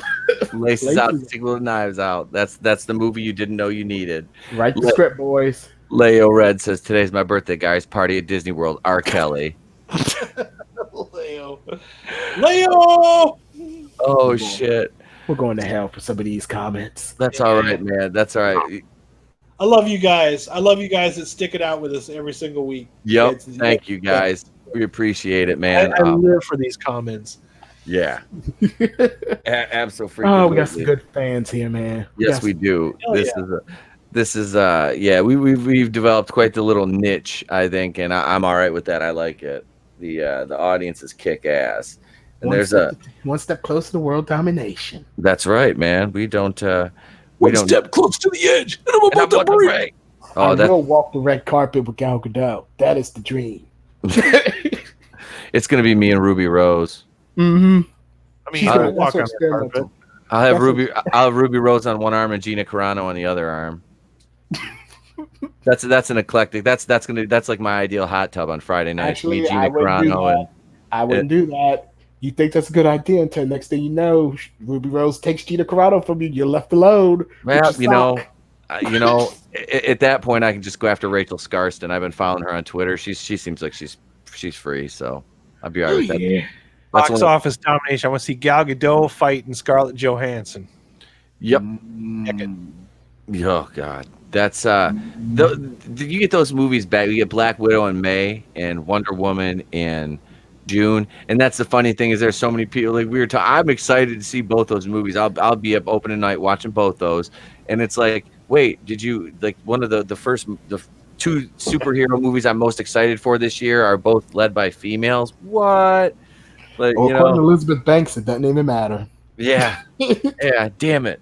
And I gave that bitch my money too. Like I gave her my $7.50 to watch Charlie's Angels. I was like, I can now critique this movie because I'm a paying customer, even though it's not for me. Hey, your movie sucked. Sorry, I forgot to tell you, your movie sucked. Should have got her a date with Harvey Weinstein. That was harsh. If you guys could like make an episode of Celebrity Deathmatch, who would be your guys like top two people to fight each other? Gal Gadot and Scarlett Johansson. Yeah, that would be it. Who? Gal Gadot and Scarlett Johansson. Actually, I would do a triple threat match. Tobey Maguire, Andrew Garfield, Tom Holland. Holy shit. Into the Spider-Verse, part 2. No, wait. Do they have the powers or do they just fight like just normal?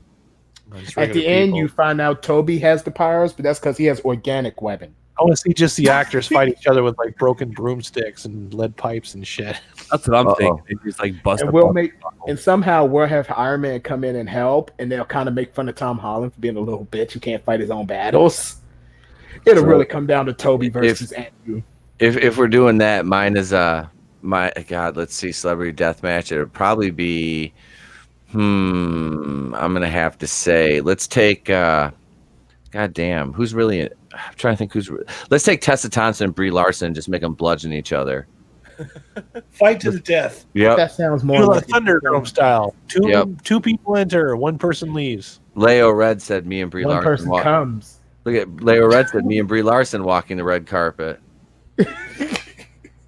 You do you, man. No, dude. I want to see full reenactment of Thunderdome. She better wear Thunderdome, but I want to see Tom Hardy versus Mel Gibson.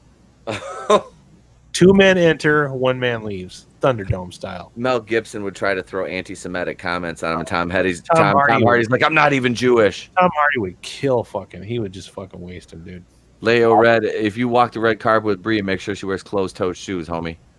William Shatner versus Chris Pine. Nice. William Shatner would be singing Rocket Man, Mhm. smoking a square. So Nicholas, Rocket Man. Nicholas Cage and Jim Carrey. Rocket Man. That's like the Rocket best. That's the best performance of that song ever.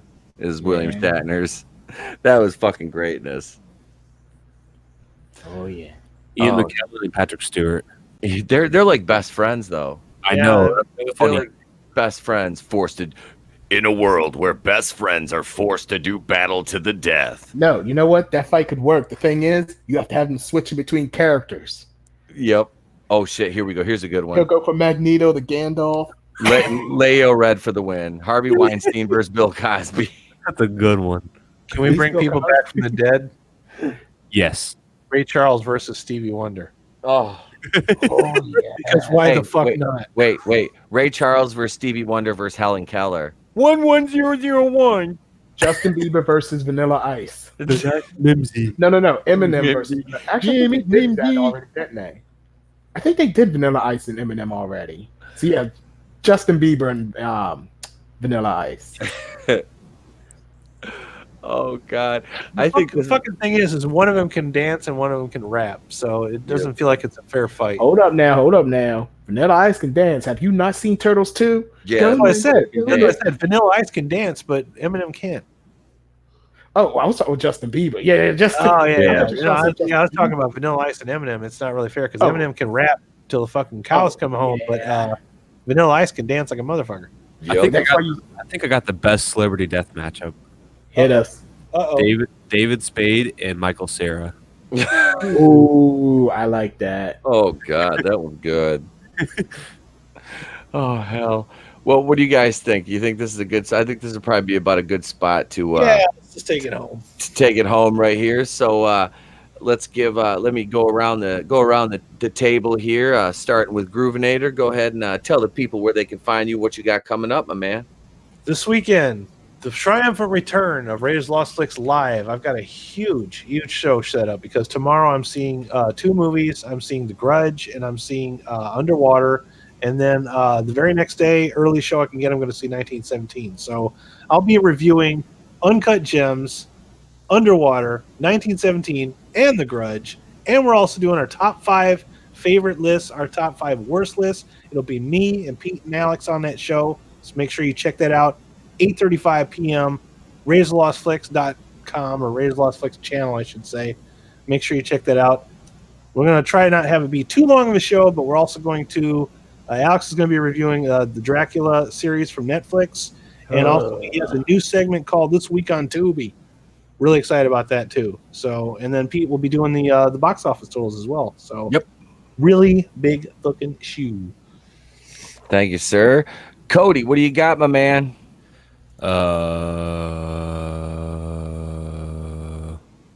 I don't know. That's, What have I got going on? My I God. don't know, man. What do you got? First of all, you motherfuckers need to subscribe to my channel because I've lost 6 subs in like a couple weeks just because I've been having a life. So That could also be YouTube algorithms. Yeah. They did. If I don't get to take a 2-week vacation during Christmas and fucking New Year's, what makes you think you Yeah, get a that bite? might be the algorithm. So I would say all y'all that is subscribed, check and see if you still are, because I think Yep. it unsubscribed me from Pete a few weeks back. I put back on it though. well, Man, it's like I've been if that losing is the subs. case, if that is the case, then YouTube you suck. Yeah. And if it's not the case, well, y'all suck because all you literally have to do is just not press the unsubscribe button. Yeah, It's not like I'm YouTube's been doing spamming you. that. It's not like I'm spamming you with like stuff on YouTube. You're like, have I offended you in some way? I mean, I always sub and unsub from Pete's channel just because it makes me laugh. Makes me giggle. Because I freak out every time. I'm like, I mean, I he lost never, he never fucking subs. knows. No, he never knows because I like instantly do it. Like, subscribe. I've created at least 10 random accounts just to kind of thumbs up his Batwoman reviews. So No, Yeah, I'm. the truth is coming out. The troll I am. is coming I out. am looking hold for. up now. Is it a troll if I'm giving him thumbs up? Yeah, he's I would hooking me say up, so. man. It's like a reverse troll. Yeah, I'm getting him it's more like money. it's more like a Keebler elf than a I troll. want his Batwoman videos to be his best videos. I want Batwoman to be the Pete with Star Wars is the Jeff Hicks and World Class Bullshitters. I mean, It think about is. it. What's a troll that actually gives you stuff? A leprechaun. So that's what you're a leprechaun. Is this little? Was it Leprechaun 4? Lep in the Hood up to no good? Yeah. Does that make me Ice-T? Oh my god. We are gonna watch Mean Guns. There's an Ice-T reference right there. Yes. Ice-T versus Snoop Dogg. Ice-T versus Ice Cube. Oh. Shit. God damn, I'm gonna have to go with Oh, Cube shit. on that In one. hell. Ice-T I gotta- versus Ice Cube in hell. I gotta go with Craig on that one. Tagline is "Ice don't melt in hell." In a world where Ice-T and Ice Cube battle in hell. Ice-T versus Ice Cube. Ice don't melt in hell. Coming to theaters this fall. Can we put Vanilla Ice in there too? Absolutely. Isn't that just Florida? No, I Goober Brothers Entertainment. I think I'm gonna try to get a couple buddies of mine on the show with me, so we can. I don't have to do those really awkward solo live streams in the morning. So, yeah, I'm gonna do that. I'll probably do a watch party here and there, but We need to do that. crazy. We need to do that Clone Wars watch on your channel. Bless you. Bless you. Oh, my I'd also son. like to make a special shout out to Sal from 2 Cent Toys. Make sure you subscribe to Sal. He's Yep. got some amazing fucking action figure work. Everything you see in the thumbnail, once this is Yeah. uploaded, he built all of that shit. Just off of suggestions. Yeah, and he's handsome too. So Yep, talented guy. Yep, absolutely, man. He killed it with the figure, the customs for our thumbnails moving forward. Those will be our thumbnails from now on. Proud to say. Yep. So all our thumbnails will be custom. It'll be us in the thumbnails doing gangster shit. Yep. So because that is what we are. Yep. Motherfucking gangsters. Yeah. I noticed you're a gangster. I'm a little bit gangster myself. I'd like to thank our guest, Lincoln. Yes, I do have my name on my shirt because this is Pete, the most interesting man in the world. Self-branding. I appreciate it. I figured somebody would get a kick out of that. I'm happy to have Alex on tonight. Thanks for coming on such short notice and filling in. That's a dope ass GI Joe shirt. Deep throat. Thank you, man. Alex, thank you for coming on tonight. Hey, man. where's Is that Black Channing Widow on Tatum? your shirt? We're Channing Tatum. We're Channing Tatum. It's amazing that you asked that, Alex, because he happens to be right here. Yo, Pete, highlight that last That is comment. awesome. That is I awesome. see it right here. Here's our next watch I party. can't get him into focus. 'Cause Right there. I don't do up close very good. Hey, I'll come to that. Deep throat watch party. Now, can you tell it's Channing Tatum a little bit? The light doesn't do it much I can justice. tell. And you can take his little uniform off. He's in the character Look, from I ain't gonna lie. I actually like the G.I. Joe live action movies. They're guilty pleasures. I've never seen either of them. I need to watch those. The second one's better than the first Second one. one's better because it has Alright. the Willis in it. Yeah, All it has right. the Rock and the Willis in it. And it did feel more like G.I. Joe. The second Yeah. one subverts your expectations, so Well. I like the first one more. The second one has a weather dominator. Uh-oh. Does your country have a weather dominator? No. Then shut the fuck up.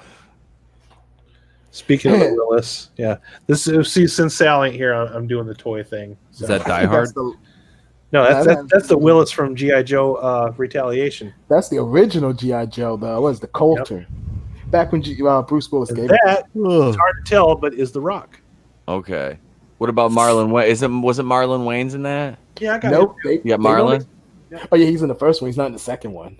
Yeah, he's not in the second one. There he is. Was he Roadblock? Was that who he was? Nope, Ripcord. Ripcord. No. Okay. The Rock is Roadblock, right? Rock is, Yeah, I've Rock- never, like I said, I don't know who played who. The Rock is Roadblock. Yeah. Okay. All right. Because contrary to what some SJWs like to claim, Rock is part black. Yeah, but they always play that he's not black enough card. Yeah, they always play he ain't This black is, enough. this is the real Roadblock. Yep. But the movie version is the Rock. Yeah, that's the Roadblock I know is the old school. Like one. there's a scene in the movie where the Rock goes to the hood and hangs out with his homies. He hangs, like yeah, I'm black, man. I'm black, y'all. They I'm had to put- blacking and blacking up. They had to put it in the movie. Fear of a Black Planet. I mean, the man said for years he wanted to play John Stewart Green Lantern. So they literally gave him Black Adam. Black Adam is actually better. If you look at Black Adam in the comics, he looks exactly like The Rock. I mean, I've seen they say pictures, he's he black, does. but I don't know. Just whatever. Yeah. Dude, Black where is Adam our looks Jon Stewart freaking Green Lantern movie? Dude, I've been waiting for that. Yep. It'll come. It'll come. Soon enough. Well, hey guys, this has been the boardroom. Is Adam's still pulling GI Joes out here? I will be Joseph Gordon-Levitt. like Adam said, I'll be over on his channel Friday night for Raiders of the Lost Flicks Live, and yeah, stay tuned tomorrow because I'll have a video or two coming out tomorrow, and probably one on Friday and possibly one on Saturday, if maybe two if I don't go out drinking. I'm not sure. I might actually have a life and leave the house this weekend, so I don't know. Yeah, I know I probably won't because the next weekend we're having company. It's like they have like a big ice carnival up here called Tip Up Town. It's been going on for like almost like I think 60 years, if not longer.